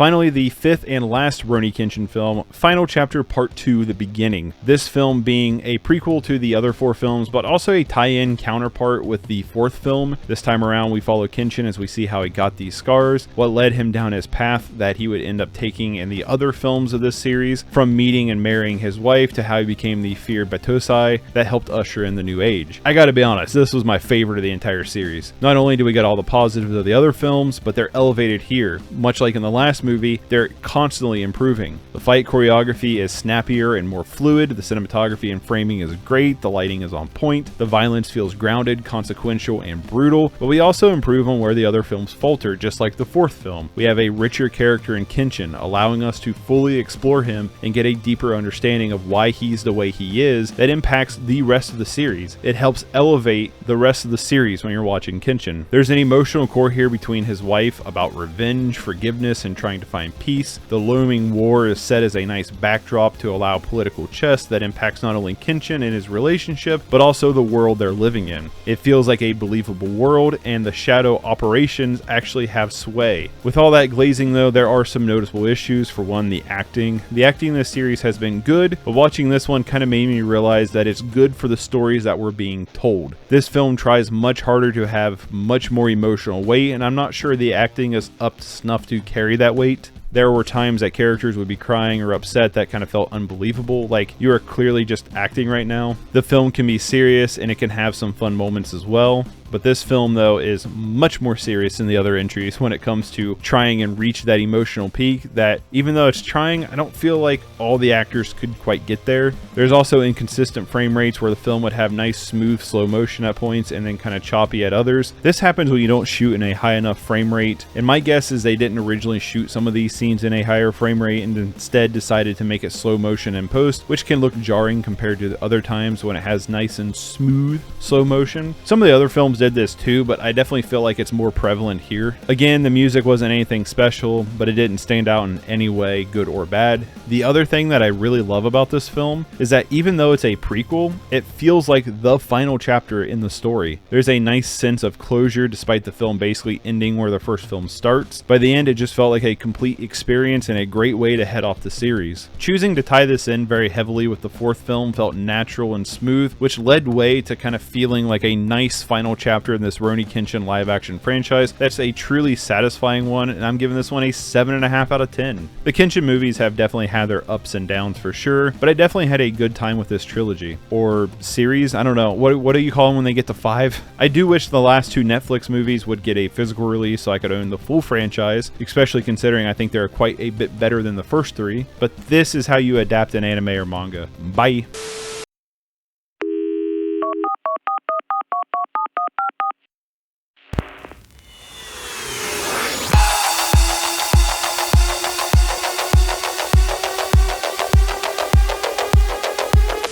Map of the Sounds of Tokyo, or as my brain keeps wanting to call it, Maps to the Sounds of Tokyo, is a film I randomly found while on vacation. We stopped at McKay's in Knoxville, Tennessee, which is an awesome place, by the way, and I was browsing through all their stuff and I came across this, I believe, on their clearance rack for $2, if I'm remembering right. It's a film I've never heard of before, but it sounded interesting on the back of the box. The film starts off with some boobies, so you get some extra points out of the gate for that. But seriously though, the film opens as a mob or Yakuza-style boss's daughter Minecrafts herself, leaving behind a message stating, kind of complaining that she didn't receive the love she was dealing out, which led to her father putting the blame on her boyfriend, a Spanish immigrant to Japan who runs a wine business. The father's assistant hires a hitwoman, Ryu, to soprano the man, when she ends up kind of falling in love with him. This all being kind of told from the perspective of an old man who has befriended Ryu, whose job is a sound engineer who records things. And yeah, I really dug this one. First off, I have to say this film feels like a love child of Nicholas Winding Refn and Wong Kar-wai. I just got the vibes of Only God Forgives and Fallen Angels, and I was absorbed into it. There's a certain type of pacing to a film that I really love, where it's like just lets you live in a scene. Shots aren't afraid to linger, but scenes aren't afraid to take up the space either,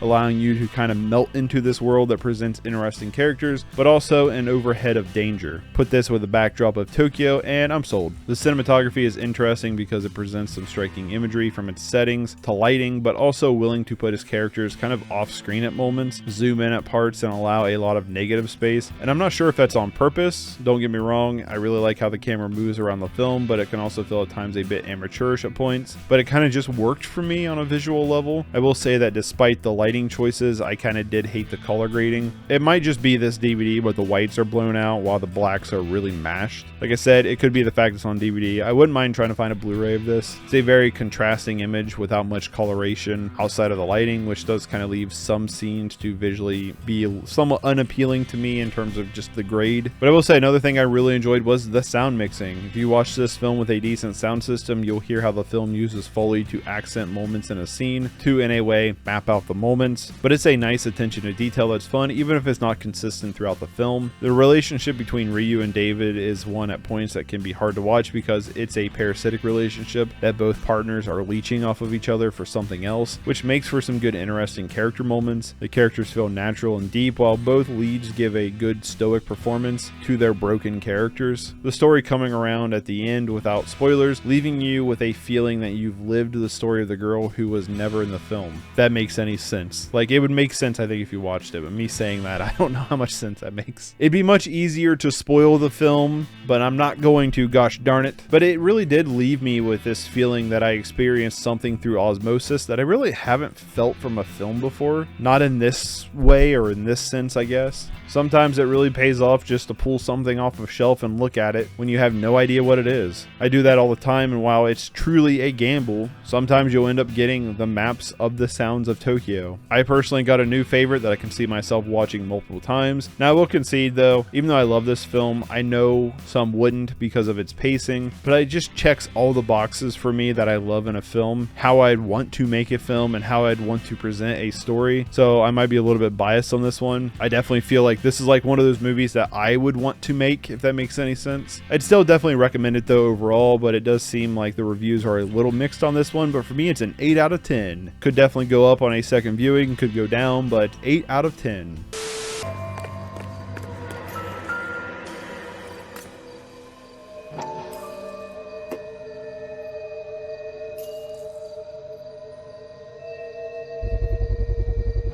Smith & Wesson. Roman Polanski. Roman Epstein. I want to start with this review by saying I'm not getting into the whole backstory of Roman Polanski or the whole topic about separating art from the artist, because we're just here to talk about Chinatown. Polanski is a director that's had a lot of acclaimed movies throughout his career, and honestly, there's only really been 3 of his that's piqued my interest. Rosemary's Baby, that I personally loved, I Think the Pianist looks great, and now Chinatown. Chinatown stars Jack Nicholson as a private detective when a woman hires him to catch her husband cheating, but the case unfolds into a large conspiracy laden with deceit, corruption, and murder. This is a noir-style hard-boiled detective story that presents a lot of cool things I like Poe's dad. I love the look of the film, playing with the shadows and just overall California noirish vibe. There's some great tone and emotion in the cinematography. I like these hard-boiled style detective stories when the mystery isn't as predictable, which is one of my biggest problems with this film. I don't know if it's just spoiled through pop culture osmosis, but I could see the ending of this film coming from a mile away, which really left the film to drag out. It left a lot of the mystery elements designed to carry the narrative just to kind of fall flat for me. There are several times that I just flat out was not interested in what the film was presenting narratively. Jack Nicholson does do a good job as JJ, but his character felt less of a character and more of a vehicle for the audience to uncover the mystery. Nicholson's charisma carries the character pretty much. There's some good sense of humor and one-liners from JJ that did get me chuckling, but when it comes to the suspense of the film or the mystery, I just wasn't buying into it. I will say some of the makeup and effects are well done. There's something that happens to JJ in the film that was well executed and very believable. Honestly, a lot of the technical side of the film here is really well done. The film is well edited and has some great direction, but feels like one of those films that either the story clicks for you or it doesn't. Like most of the time I write these, I pretty much write them right after seeing the film, but with Chinatown I did take some time to reflect, and honestly I feel like that left me with even less to say about the film since it kind of faded away pretty quickly from memory. What I kept remembering about the film isn't the narrative perspective, but more of like certain shots or certain looks that the film was presenting. The tone and presentation of certain scenes rather than the substantive. I was definitely preferring the style over the substance here. This is just one of those classic films that I just didn't get a whole lot out of. Like sure, I can recognize a lot of great things here from a technical standpoint, but my holdup is really on the narrative that I just really couldn't get into. It's one that I did enjoy enough to be willing to watch it again, so maybe it would click for me a lot more in a second viewing, but for now I'm going to give this one a 7 out of 10. Bye!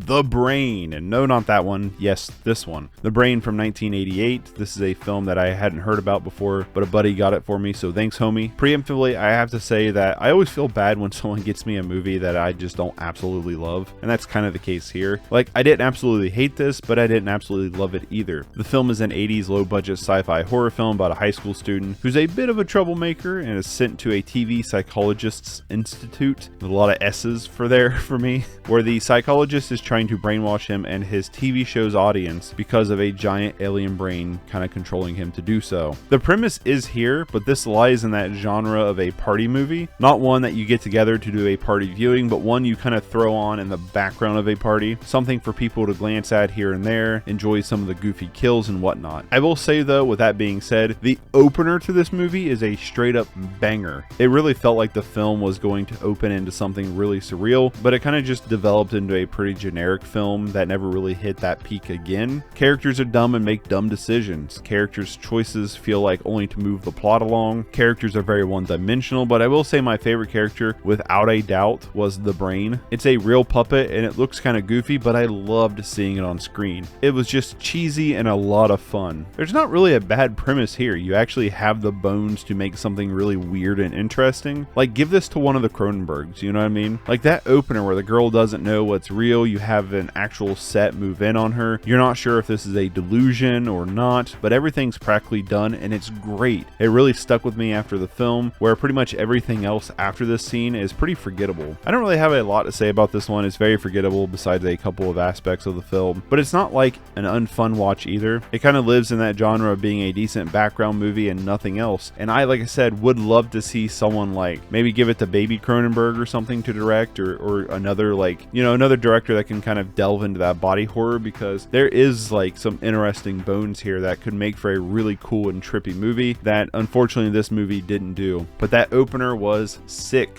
5 out of 10.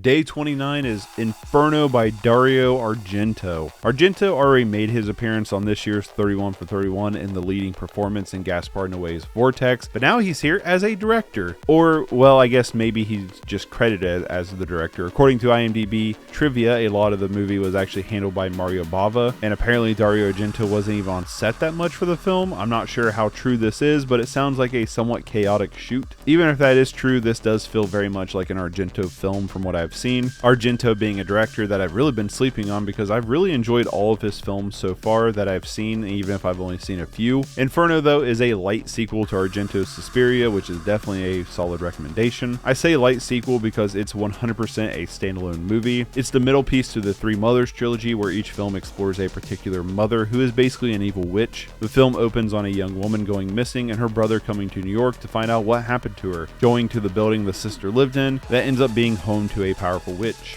The film is structured very similar to Suspiria, but what's interesting is that with Suspiria, the first half is a slow build that leads into a really fascinating ending. It's like the first part isn't that interesting and then the second part is amazing, and Inferno is kind of the reverse here. I found the first part to be really interesting, and once the film kind of reveals its hand, it becomes less interesting as it goes. There's a lot of great mystery building that leads to some good suspense. There's a really cool underwater scene at the beginning of the film, but when the film tells you what's going on, it kind of just sucks the atmosphere dry. The film spends so much time on building the mystery, building the atmosphere and suspense, that when it comes to fruition, that kind of all goes out the door. The film is lit with such vibrant colors that from a visual aspect, the film is pretty inspiring. There's something about Argento's films that just visually look great. There's some cool blocking and framing here as well, just a lot of eye candy really. The special effects are decent, but nothing too crazy. The performances are a mix of pretty good to pretty stiff. By far though, my favorite thing about the film is the music, in particular one song, Mater Tenenbaum. I hope I'm saying that right. That song slaps.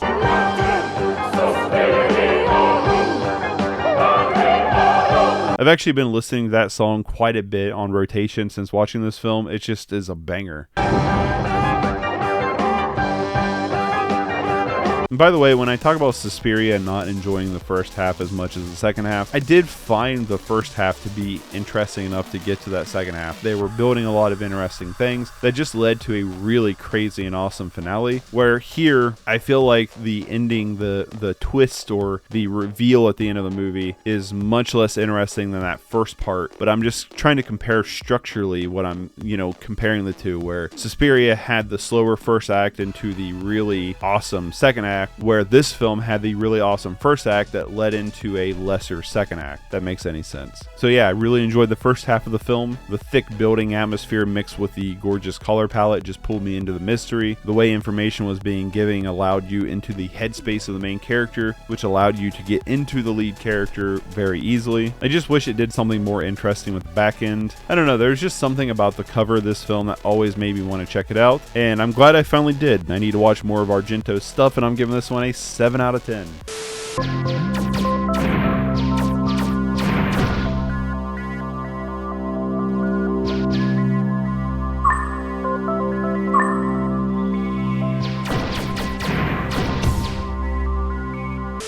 Atlantis, The Lost Empire is actually a movie that me and my wife watched not too long ago. It was one that I hadn't seen before and she loved, so we picked it up on Blu-ray and I found it to be pretty enjoyable. The sequel, Milo's Return, is the film that got picked for 31 for 31 this time around, and why not give The Lost Empire a rewatch? The film is about a young man named Milo Thatch who wants to find the lost city of Atlantis and feels like he's got a pretty good idea of where it would be. The Adventure Guild, or whatever they're called, mock him for it when Mr. Whitmore picks him up and Milo joins his team to find Atlantis. Atlantis being one one of the Disney films to use whatever this style of animation is called again, where it's blending different techniques, kind of like Tarzan and Treasure Planet did. And the film just looks absolutely beautiful. Like, I understand how expensive this style of animation was, but man, does it look great, and I would love to see more of it. Again, just let me throw out a spoiler warning since we will be talking about the sequel in this video, so spoiler warning. But anyway, I just found this one to be a pretty fun action adventure with a great cast of characters. Each character feels fully developed and easy to want to see more of. Milo is a fun lead even if he's not very charismatic, but that in a way does kind of make him a more interesting lead choice for a movie like this. The humor just lands for me, it's quippy and fun. The villain of the movie feels like a real threat, but you can also understand why they're making the decisions they're making. There's a real sense of wonder when they venture in to find Atlantis and the world of Atlantis. One of my biggest problems is that there's a love plot that is really underdeveloped, but it is what it is. This is just one of those films that, while kind of on the darker side for Disney for sure, would be a good watch for all ages, and there is something that I think most people could get out of from this film. It's just very entertaining and a lot of fun with some great pacing, and I'm giving this one a 7 out of 10. Now on to the sequel, Atlantis: Milo's Return, released in 2003, and let's talk real quick about the Disney sequels. Rarely do Disney animations at this time ever get a sequel that wasn't like straight to VHS, straight to video. The life cycle of Disney animation around this point was pretty much the main movie, then a year or two later a straight to video sequel that could act as a bounce off point for a short-lived TV series. I think the only franchise to kind of not suffer from this syndrome was Lilo and Stitch, but there could be more. But that's not even really what Milo's Return is. This is a remains, a stitched together corpse of what the Atlantis TV series was going to be, because Atlantis ended up not being a very huge success. The show was scrapped and morphed into a waste of the longest 70 minutes ever. This is basically 3 episodes that have no rhyme or reason as we jump from one story to another that's very poorly stitched together, with a constant restart in a way that just stretches out the pacing to where I felt like it was just never going to end. This has all the trappings of Disney straight-to-video sequels, with even worse pacing. From bad to lazy animation where they couldn't even been bothered to animate talking. Yes, your decision to stay here wasn't as hard as I thought. To splitting up the characters to keep the ensemble apart to cut costs, to just not having any of the wonder or imagination of the first film. This movie doesn't even do Atlantis. They're venturing around other places looking for Atlantean things, kind of like the Stitch show where they're looking for the other experiments. Back to that shitty animation, the proportions are all out of whack and the backgrounds feel more like cutouts. There's no sense of dimension like the original. They also just reuse a lot of the same sound effects over and over, which just gets annoying after a while. The 3 stories here are basically like, the first one is about a Leviathan causing problems that they think could be the guardian of Atlantis. The second is about dust coyotes and corporate greed basically. The third one is about a weirdo who thinks he's Odin and trying to collect a spear. It's just lame and barely a movie. I don't even know if I would call this a movie, honestly. It's just 3 episodes smushed together. The one positive thing I will say is they were able to get most of the original cast to return to reprise their roles, and the ones who didn't, they were able to find voice actors that sounded pretty close or close enough not to be a distraction. Overall, this is a 2 out of 10 for me. The first I definitely recommend 100%. Even if you love the first film, I still probably wouldn't recommend the sequel here. Even if this was a TV series, I don't think it would have been worth watching, as it doesn't provide anything that the original does besides the characters. Boo.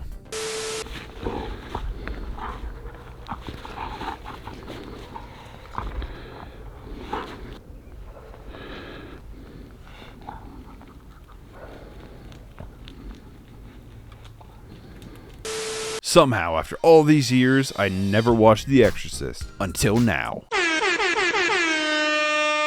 Honestly, this is just one of those movies that just kept skating past me. Like, I've always had a hard time finding this as a physical copy, and it was just one of them that for whatever reason I never made much of a priority to watch it. I had seen some chunks of the film either through catching parts on TV or just through the osmosis of the pop culture zeitgeist, but to sit down to watch it from front to finish, I'd never done. I came across the DVD of it at a yard sale for $1, and I thought, you know what, I might as well finally watch it, and what a good way to end the year. It's worth noting that the copy that I watched is the You've Never Seen This copy or whatever it's called. I think it's supposed to be like a director's cut or something. Normally I prefer to watch the theatrical cut before anything else, but sometimes you gotta take what you get. Honestly, from what I've read, it's only like 1 extra scene, but I didn't really dive too deep into what the differences are, so I could be totally wrong about that. The main scene I think is the differences where Reagan runs down the stairs, which I personally liked, The film is about a daughter of a famous actress getting possessed and trying to figure out what's wrong with her, along with a boxing priest who tries to help the girl. The film is directed by William Friedkin, and outside of Killer Joe, I hadn't really dived into much of his films, but maybe I should because I've really enjoyed both films of his I've seen. The French Connection is literally sitting right behind me and I've never watched it. Please, sir, may you pick me next? I'm not one who really cares much for possession or paranormal movies. It's just not something that really gets to me, and it's a subgenre that follows a lot of the same plot beats and tropes that I just find to be really boring for the most part. Not to mention, but it's a subgenre that leads heavily into the jump scares, which is just an annoying trope.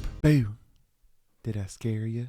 However, the originator kid, look what you done did, because even though this film is from 1973 and was kind of the godfather for the genre, it's still sitting at the top. This does everything its predecessors have copied, mimicked, and even studied, and still does it better. The film plays with the idea if Reagan is just mentally ill or possessed. Even the church in the film admits that past exorcisms was just on mentally ill people. You see not only Reagan's state decline, but also that of her mother Chris, played amazingly by the wonderful Ellen Burstyn. Even when the film goes full bore, it still has this oddly grounded sense of realism that holds you tight to the screen. Much like the original Omen, I found most of the interesting parts was figuring out what was really happening, like was this happening or not. But unlike the Omen that drifts into a pseudo-investigation movie, this film leads into the demonic possession in a way that doesn't come off corny or played to be fun, but played to be actually terrifying, and guess what? It works. You actually care about the characters here and don't want to see them hurt in the process, unlike a ton of other films that don't do that. The film looks visually great, but what really sells the movie is the performances. Everyone in the film is just outstanding, especially Linda Blair's physical performance. Now, that being said, there was a section at the beginning of the film that I feel is kind of misplaced in a way. The film opens at a dig site where a priest finds a statue, and I guess it's to affirm later what the demon is, but I honestly just felt like it's out of place. Outside of that though, I really enjoyed this one. I'm glad I can finally cross this one off my watch list. This is a film that would easily go into my Halloween rotation. I'm giving this one an 8.5 out of 10. Really good.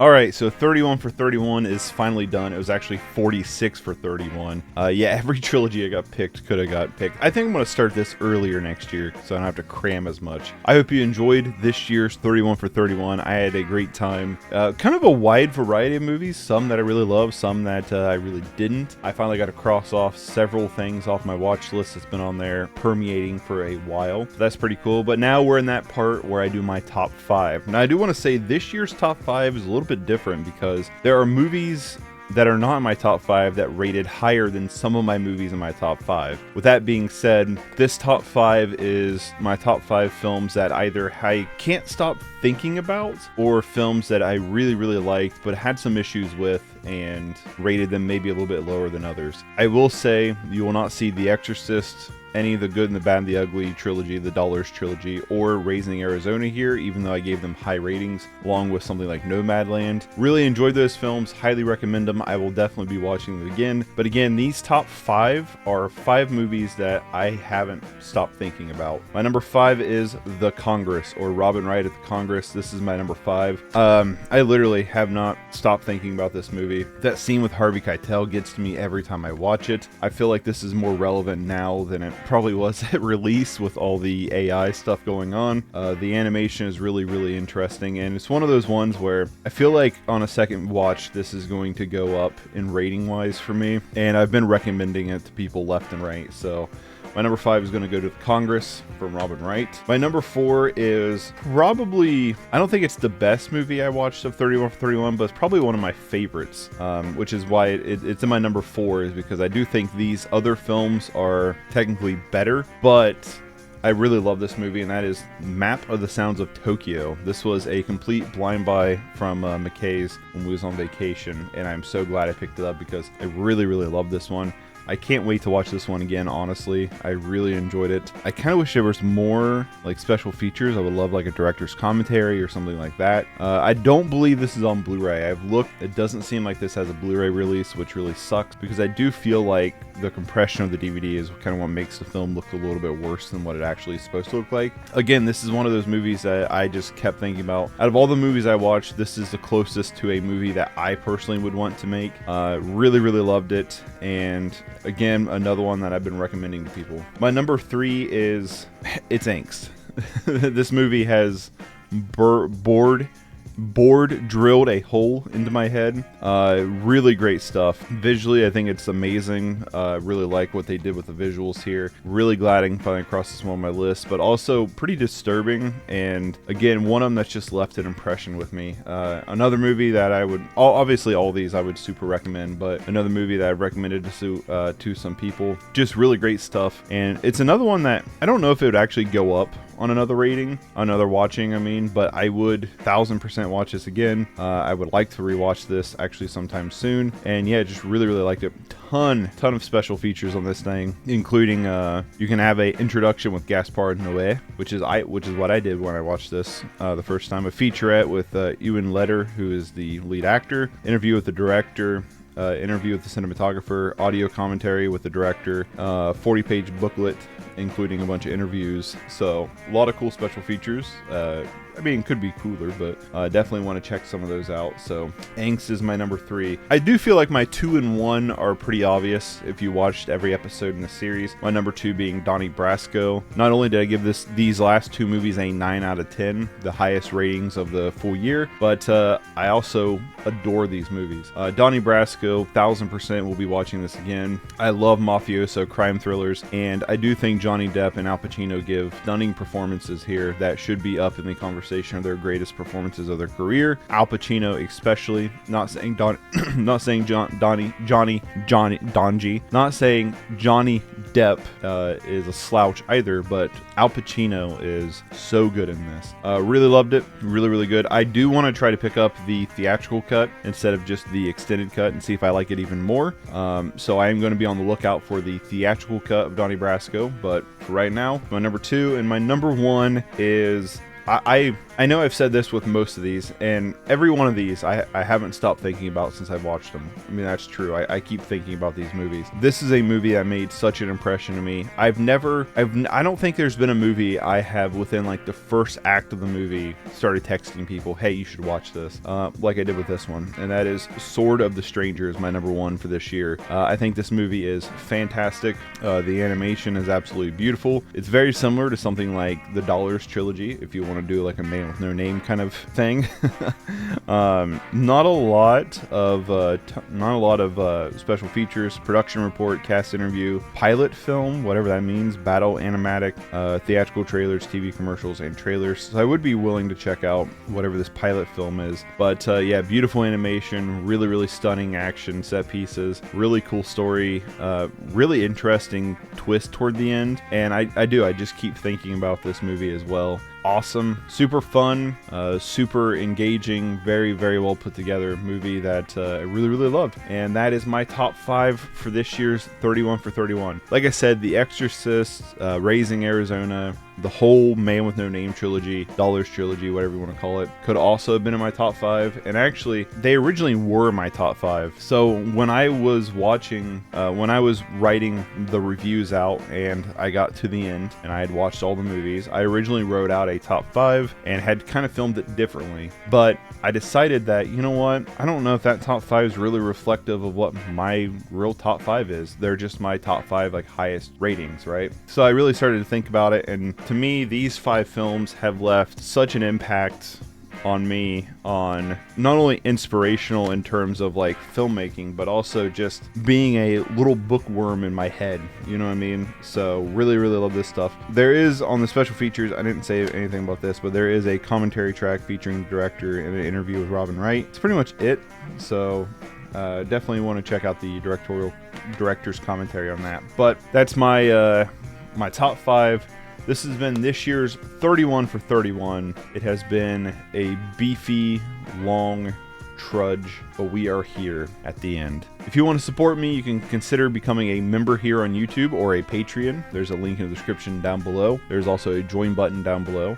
They get your name at the beginning and at the end of the screen on a credit scroll. I'm not good at these call of action things. You can subscribe, like, share. All that stuff goes a long way. All my links are down below, and I will see you in the next one. Happy New Year, everybody. Bye.